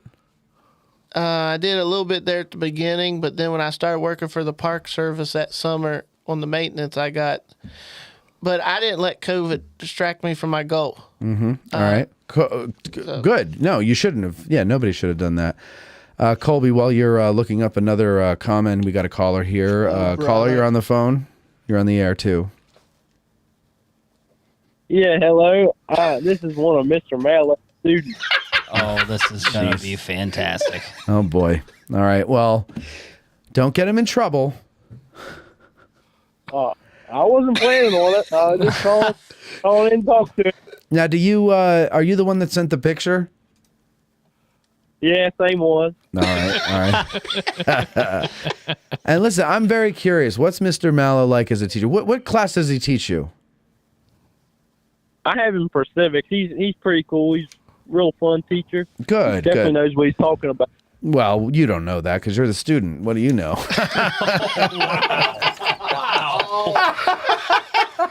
I'm just teasing. This kid's never going to call back in ever again. You just dunk on him right there. I'm just teasing. I'm not going to be able to look straight come Monday. I'm going to be laughing. You never look straight.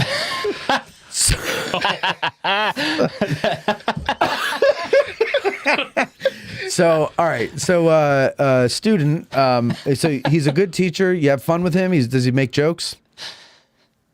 He hung up. Oh, yeah, he jokes all the time. What's the funniest thing Mr. Mallow has done this year so far? Well, he promised he was going to wear the Mountaineer costume, but he didn't follow through on that one, so I guess I don't know. Oh. Did he tell you about his adventures in North Dakota? No, he never told us about that. He's been too hung up talking about his girlfriend, I think. Whoa!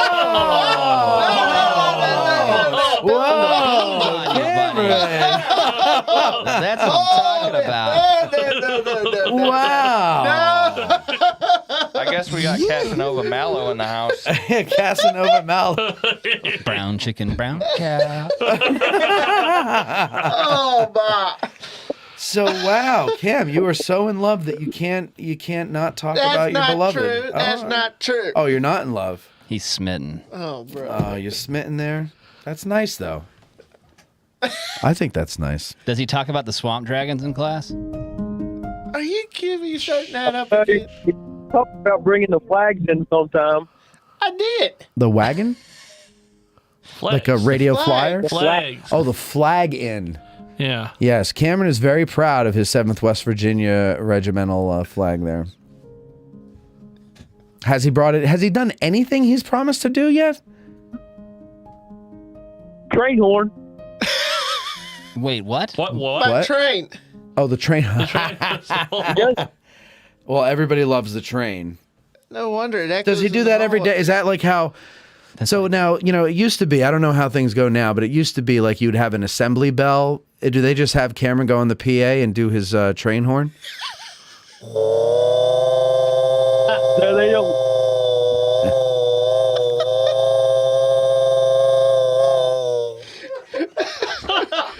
Hi. Good night, everybody. No, go ahead. When does he do the whistle?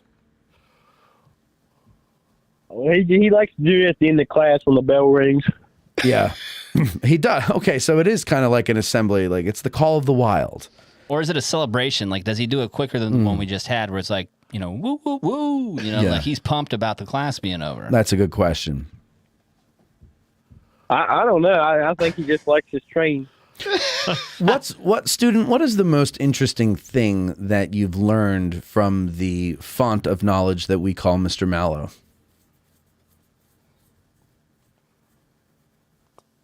I don't know. He definitely knows. Seems like he knows a lot about the Civil War and really likes to talk about Abe Lincoln and stuff. That's pretty interesting. Oh, Abe Lincoln. And by the way, you did say the operative word there. Seems like. Keep yourself safe. So, what now? You never really talk about Lincoln around here. It's always the Swamp Dragons or the 7th West Virginia. Well, yeah, I talk about Lincoln sometimes. Mm-hmm. No, I've never heard him. Have you? I don't know. Lance, have you ever heard him? No. No. I told you, you want to go on you want me to take you on the battlefield? I'll show you. I'll give you my whole talk. What? I told you if you ever want to, I'll give you my whole spiel on the battlefield. Yeah, I would love to see that. I've never heard you talk about anything other than the swamp or the 7th West Virginia? Oh, I talk about other stuff. I mean, I talk about some of the political events back then. I talk about how Day One unfolded. Day One is actually one of my most interesting parts of the battle. And I find that interesting that you say that, because remember a couple months ago I said, meet me out at the guide station on McPherson's Ridge, and you called me and like, hey, where are you? And I'm like, I'm at the guide station. Where are you? And you're like, oh shoot, I'm in Chambersburg. And I was just like so surprised that you overshot and went too far and ended up in Chambersburg looking for me. He was just trying to bring General Lee in. He was just, come on, General Lee. All right, student. Anything else you would like to share about what a great teacher Mr. Mallow is? I just want to tell him that he's a pretty good teacher, and I want to thank you for the great Halloween costume and all that kind of stuff. What was the Halloween costume? Yeah, you got to fill us in more than that. Yeah. West Virginians don't really give details. You know, they don't give you really context or anything like that. They just say things, and then it's like they expect you to know. Until we're off the air. Yeah. What? And then what? And then I just fill you in on everything. Oh, okay. So you're not going to talk about the costume on the air? Oh, yeah, he can go ahead and tell because it was classic. I even got called up at the end of the month of recognition. Okay. What was the was that English? What was the costume, student? Well, I think I sent a picture in with a picture of Mr. Mallow, but I dressed up as Mr. Mallow. They let me teach the class. Oh. And I gave everybody some passes and some extra credit and stuff. So wait, do you do an impression of him? Oh, please God, say yes. No, I don't. No. Could you try? You got this in the bag, buddy. Nah, I better not. Hey, I don't care. I'm not going to flunk you. Yeah, he's not going to flunk you for that. You've already got an A+ just for all the nice things you said, so you could afford to go down a couple points. All right, well, I'll give it a shot, I guess. Go ahead. There you go. That's what I'm talking about. There you go. Maybe you'll get a Dan Butterfield. Go ahead. Do you know about the Lincoln Swamp Dragon? I'd say that's pretty good.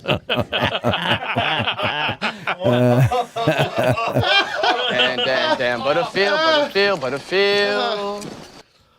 All right. Well, that was great. Thank you very much for doing that. You know what you need to do a proper Cam impression is you need to have a bullhorn. And you need to talk into it like he's on the phone. But, you know, all in good time. All right. Thank you very much for calling in. Thank you for sending in the pictures, and great job on the costume for Halloween there. Thanks for the call. Sorry, I just hung up on him. All right. So let's see. What else there? You got anything else there, Cole? Yeah, we got a few things over here. Hold on, great. I gotta get back on track. I got pulled away from my focus just hearing all this magical stuff coming from this student of camps. Okay, so Beth says we need a Sexiest Man Alive AG edition. I'm out of that. I wonder, does she mean like men on the show, or does she mean historic men? No, she means men on the show. Well, it's not a very long list to begin with. I'm saying I think we need to do a calendar. Every guy's a different month. Oh, forget that. Like like the firemen do. No. Except that, who says that you're involved in that, Cameron? You're just assuming that you're going to be in the Sexiest Man Alive competition. Come on. I don't even have to show up to any photos, and you'd put me in it probably. Again, was that English? All right. There's one more. One more. Go ahead. There. I really like this. Amanda has commented a few times, but this one was my favorite of all of her comments, and I think it was talking about missing. You know, if you have a gym a workout buddy. Oh, sure. You don't want to let them down. Amanda says, "Friends don't let friends skip leg day." That's right. There That's you go, right. yeah. And Bo skips it all the time. I do it, and he's like, "You're doing legs," and I'm like, "Yeah, that thigh muscle is a big muscle, man. You get that going, you burn a lot of fat." Be a real friend and make them do it with you. Yes, I could do that. All right, let's go to listener emails now. Hi, Matt. You're welcome. Oh, because I said thank you for joining Patreon. That's why I'm like, wait, what's that? I've been listening to your podcast for a while and have been meaning to become a patron. I finally remembered to join today. I found you on Stitcher. They recommended your podcast after I started listening to the Battle of Gettysburg podcast. I feel that it's important to support quality content, especially Civil War content. I like the variety of content on your podcast and your guests, except for Cam. I've gotten to hear from she didn't say that. I've gotten to hear from a number of LBGs that I do not know and have never taken tours with, and have gotten to hear more from some of my favorites like Ralph Siegel and Charlie Fennell. Keep up the good work. Thank you. And sorry there wasn't a name there. Sorry, I didn't copy over the names here. Sorry about that, folks. And the second one here, Matt, I've been listening to some of the 2020 podcasts. I just listened to the Gary Owens song. Was wondering if you knew that the song is the official regimental song of the 1st Cavalry Division. That's so awesome that the Army still honors the Civil War era soldier. It was adopted in 1981. Yes, of course I knew that. I knew that that was the song of speaking of that song, people have asked me, in fact, somebody asked me the other day on Instagram, they're like, when the hell is Billy Webster's album coming out? We've been talking about this now for almost 2 years. The answer is, I talked to him a few weeks ago, and he said, I'm still working on it. It's almost finished. We have one song left. We're putting the final touches on it. I don't want to give a date yet, but it should be out soon. And I said, it would be nice, Billy, if it could be out by Christmas so people can get it for Christmas. And he said, I will do my best. Strategic releases, man. Yeah, yeah. And so when it does come out, I mean, you know, you've heard I've played some of the songs before. There's songs that I haven't played yet because I just haven't. I want to save something. I want to give you some surprise for the album. But actually, we have Cam doing a traditional song that he's playing with his armpit. Oh, brother. Yeah. And so that'll be come up. What? You don't remember? No, I don't. Around your campfire last year? You haven't even been to the campfire Yes, yet. you don't remember because you got really drunk. But you were doing turkey in the straw with your armpit. No, I wasn't because I don't drink. I know. I'm just teasing you. He took that very seriously. Yeah, look at him. Yeah, it's okay, Cameron. He just like got his back up. Like, I know. He goes, now hold on. He got his finger in my face. He said, now wait a minute, boy. I don't drink. Dude, you and the finger pointing at the camera have been on point tonight. You've just been dead center. Like, telling you, man, we need a red, white, and blue hat and a white beard, and you'd be set. Well, of course, there's no news because Veronica's not here. So, again, we don't know what the hell is going on in the world. Have you heard anything? Has anybody heard anything? What's going on in Gettysburg, at least this weekend or anything like that? I'm back in Gettysburg. Okay, well, that's nobody's going to come to town because they're going to try to avoid Cameron. There's a hurricane coming. Is there? Where? Here? Well, I heard there's a hurricane coming up the coast, hit Florida today. Oh, so we'll get rain. Yeah. Yeah, a lot of rain. When's that supposed to come up here? Over the weekend. Oh, really? Yep. Oh, well, it's moving fast. Isn't that fast for? That's what. No. Strasburg's running 611 for the final time this. Yeah. Now, okay. year. Tell us about this, Cameron. You love your choo-choo trains. Do you wear a conductor's hat when you go, or an engineer's hat? No. What's the striped hat that they? Was that a? No, that's like a fireman's hat, isn't it? Or no? You know the striped hat? Yeah. Yeah. Is that an engineer's hat? Yeah. Yeah. Okay. Okay. That's it. Do you wear that when you go? No. Mm-hmm. Do you wear a conductor's hat? No. Cam, the thing would be to tell him what you do wear. And Yes, that way he that's won't why. keep asking Thank you. I just wear my West Virginia ball cap. Oh, just a regular old ball cap. Yeah. Well, that's not fun. Do you whistle back at the trains when they whistle at you? Yeah. Do you stand at the intersections? Normally I'm just standing at Maze watching the Iron Horse go by. Again, no context. I have no idea what you're talking about. Railroad lingo. Okay, so you're using jargon, which is not fair to those of us who don't understand the language. Steam engine, Iron Horse. Okay, so you stand at the Iron Horse. I thought it was a bar. So you stand at the Iron Horse, No, I and stand along the tracks watching the engine go by. have you ever seen the videos on YouTube of the guy?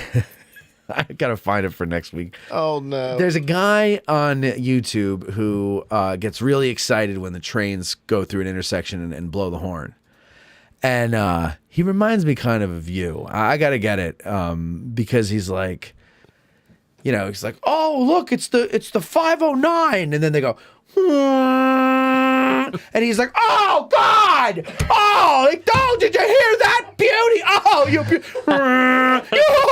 did it again! You beautiful babies!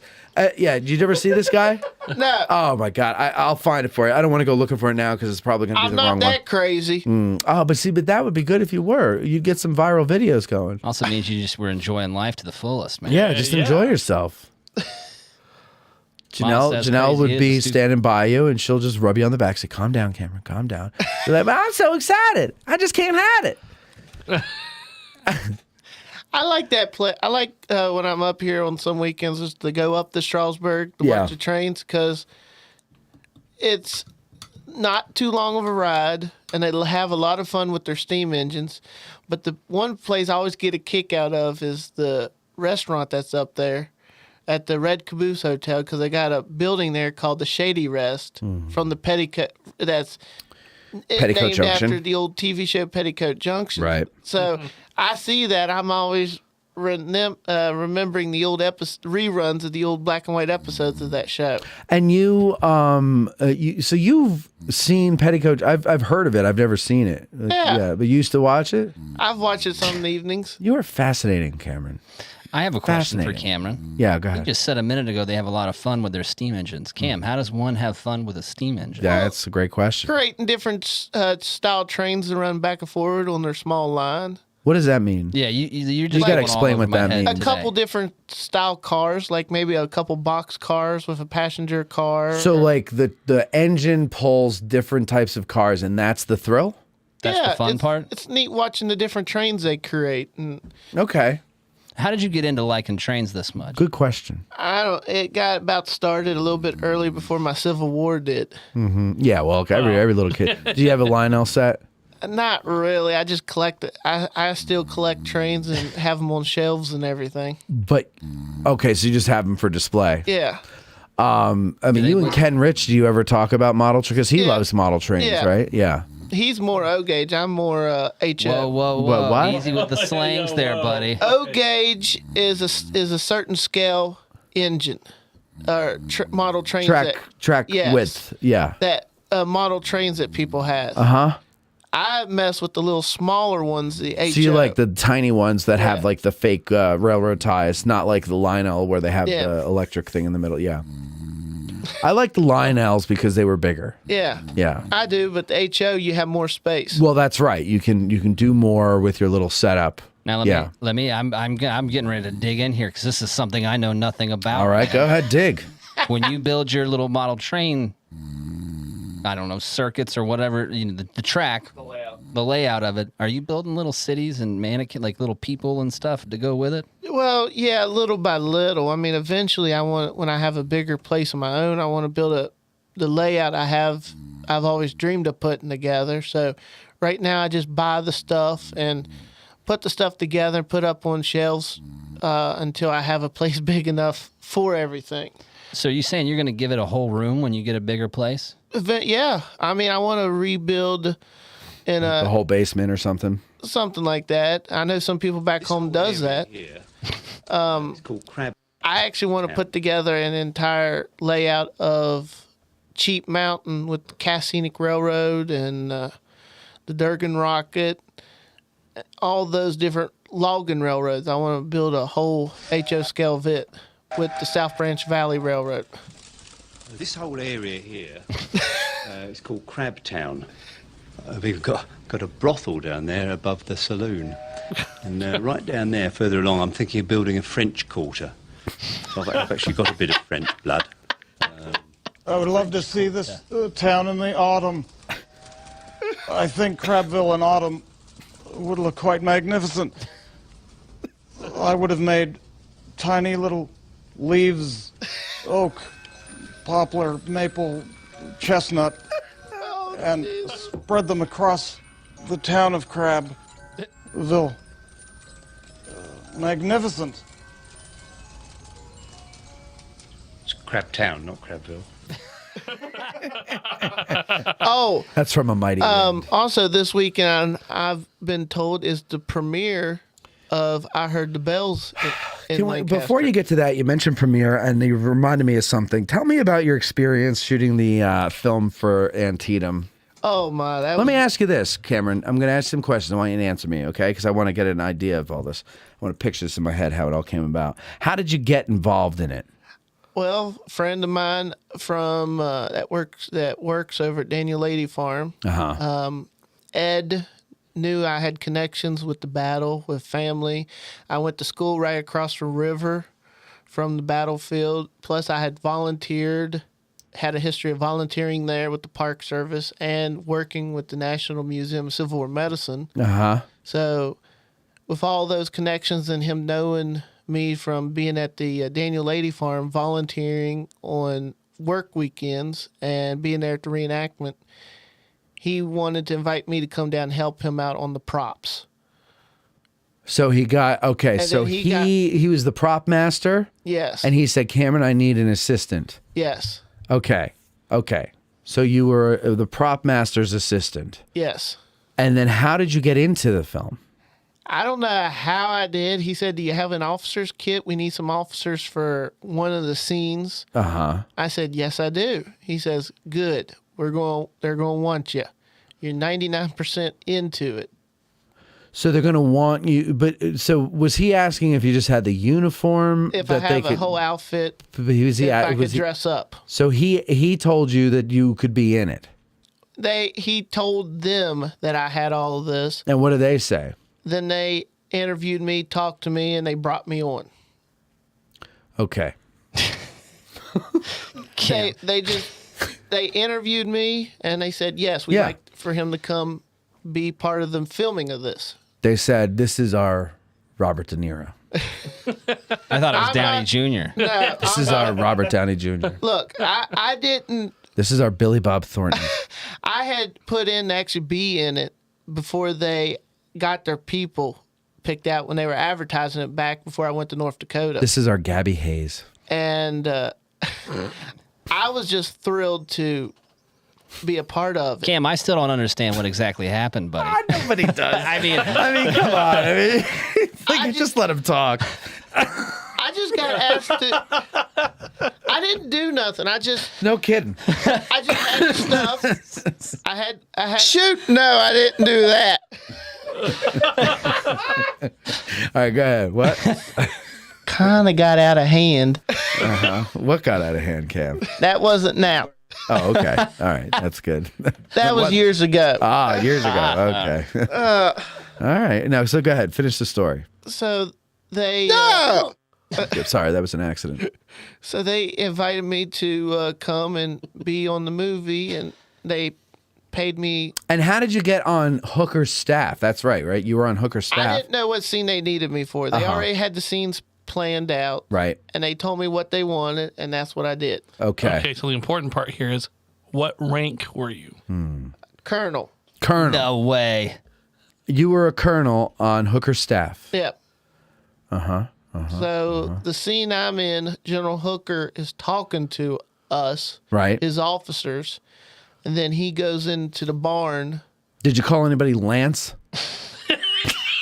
No. What about We just Otterson had to- Broderson? That's a negative on that too. Otterson, Broderson. Okay, so go ahead. So that's Just teasing you. most of the scene that I was really in was just being one of the officers he spoke to that morning before the troops went in the fight there on the 17th of September, 1862. Did you get to ride a horse? No. Oh. We're just standing there outside his tent, outside his Pointing at headquarters. maps. Well, no, he's just there. We're there standing, and he talks to us. Okay. So Cam, were there anyone else involved in that we would know? Yeah. Any other officers that some of the people participating? A lot of the people, some of the people they had were also park staff, permanent from other parks. They had Like any names that we would know? Going to forgive me on the name. Like, was Matt Borders there? Yeah, Matt was there. Okay, Matty was there, and we know Matt. Was he in it or just? Yeah, he's in it. Okay. And listen, Cam's a star though, because this is like the talk of the town down in Antietam. Every time I've been down there like 6 or 7 times in the last month, and that's all anybody's talking about is this new video, this movie that they've made for the visitor center. And Cameron being the star. That's what they say. You got to see. You got to see the superstar, Yeah. Cameron Mallow, in this I'm new not role no he's playing superstar. as one of Hooker's Well, adjutants. think about this exactly, and it's a key adjutant too, because Matt Borders is only a captain. So Listen, the battle pivots look at on that. Colonel Sanders here. Exactly. I stole that from Bill. The battle pivots on Colonel Sanders. That's a Bill Escorn one. He threw up Colonel Sanders a minute ago. Or I'm sorry, not Bill. That was Thomas. Thomas Canavan. Tom Canavan. Okay, there you go. Got a damn Butterfield. So now that you're a movie star, Cameron, I mean, you've been in movies before. There's, of course, the West Virginia tourism promotional video where you look like Bigfoot. Several videos. Several videos. Where one of them where you look like Bigfoot running through the woods with a pistol in your hand. That makes me want to go to West Virginia. And what was the other one that I saw? Oh, well, then Here Come the Bells. Yep, I'm going to be in that one. What's it called? Here Come the Bells? I Heard the Bells. I Heard the Bells. And that's being produced by who? Sight and Sound? Yeah. That's interesting. I didn't know that they did movies. This is their first one. I want to get involved with them, yeah. But they do only religious stuff, right? I think mostly. Yeah. Oh, it's a movie. A movie is a movie. They came around filming for a couple years at the reenactments at the Daniel Lady Farm. Uh-huh. And one day they came in at an earlier event. And they're like, have you ever thought of acting? No, they needed some volunteers to do a scene, and then they came in at our next event, which was in April, and they did more scenes with us where they had us march around in the camps. They put the young boy that ran off the war in it. I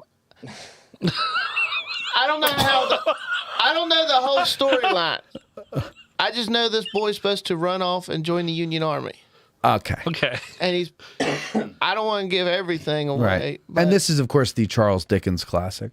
I Heard the bells during the American Civil War. No, it's called I Heard the Bells on Christmas Day. I heard the bells on Christmas It's Day. actually supposed to be a famous Christmas song. Yeah, yeah. I can't think of the melody now, because I said that. Well, but yeah, it's a Christmas song. Yeah. Henry Longfellow. It I was. think. Yeah. It was. Yeah. And that's what it's all based on. Referencing his son. Yes. Yes. Who died?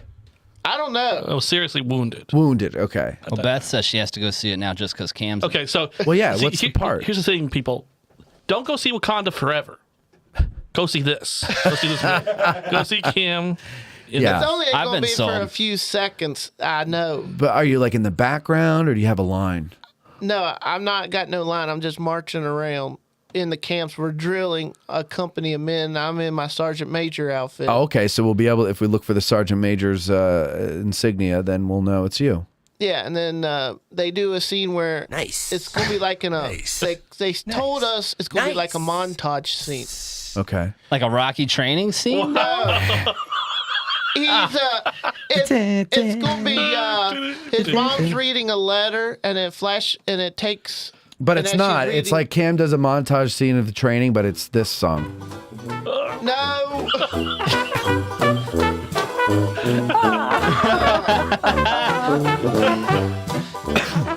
Go ahead. Sorry. But it's supposed to be a montage. His mom's reading a letter that he's wrote to her from the front lines, Okay. talking about camp life and the Oh, drilling. okay. So everything he's saying in the letter, they're showing. Yeah. Yeah. Okay. That's Got the it. way I understand. And Sure. of course, when we were marching around, I end up right beside him marching.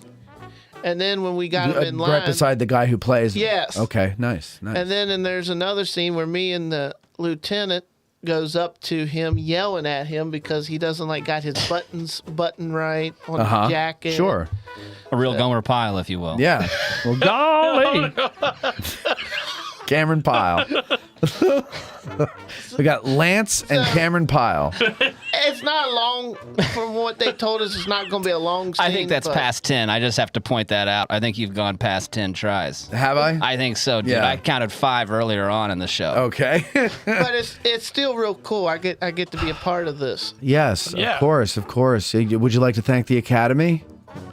You're acting like it's a Hollywood production that you've already won an award for. I mean, you're an extra in. I'm just teasing you. Hey, listen, no one's inviting me to be in their films. Okay, so I'm not. Good for you.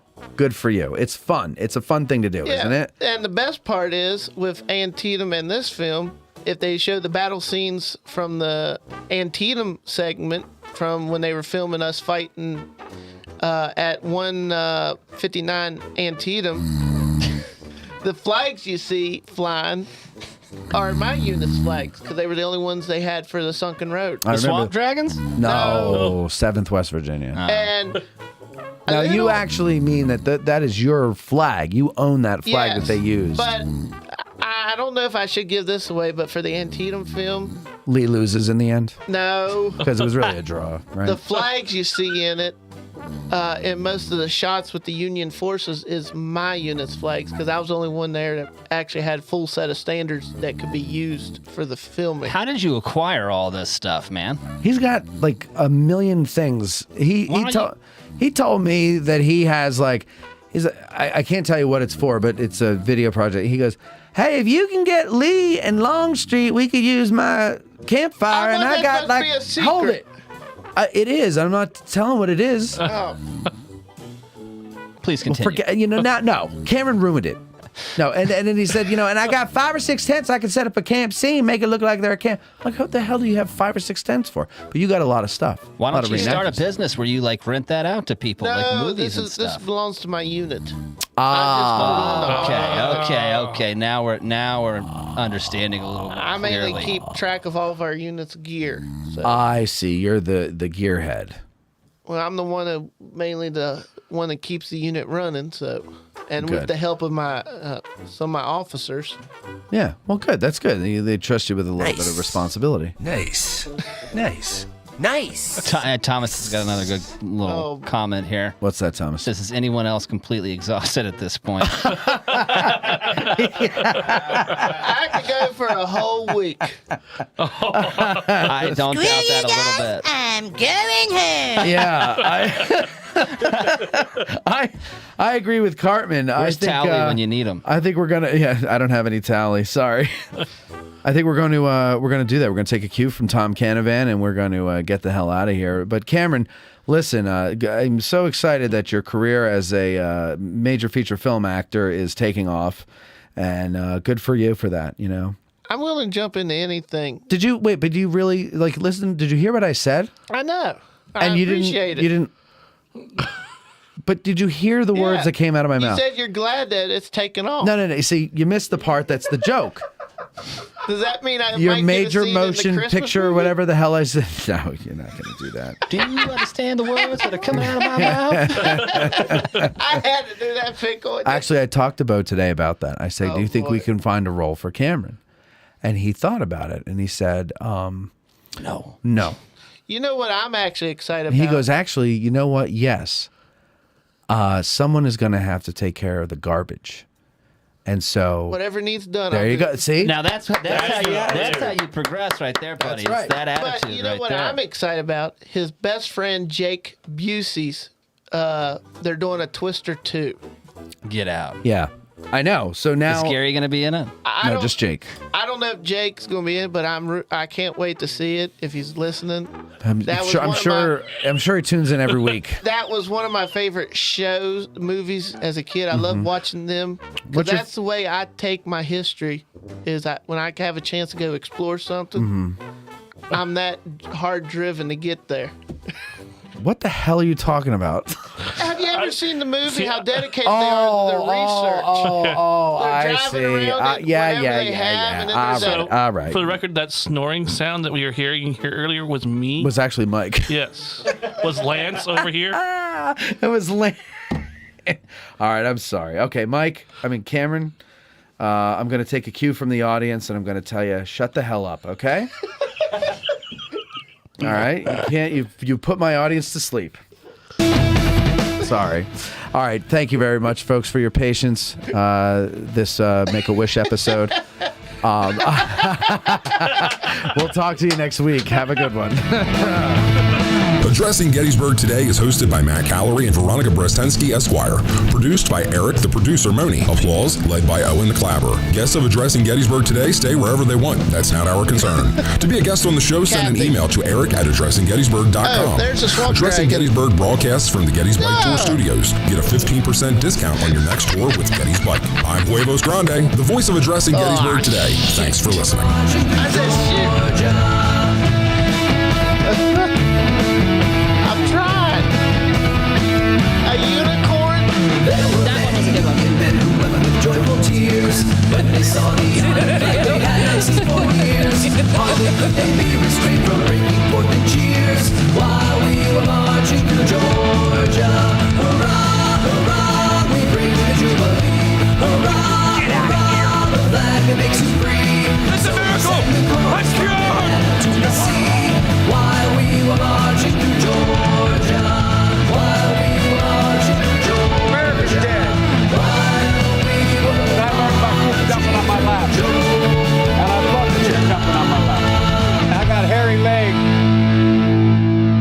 looks like a duck, walks like a duck, quacks like a duck, it's not a chicken. This concludes our broadcast day.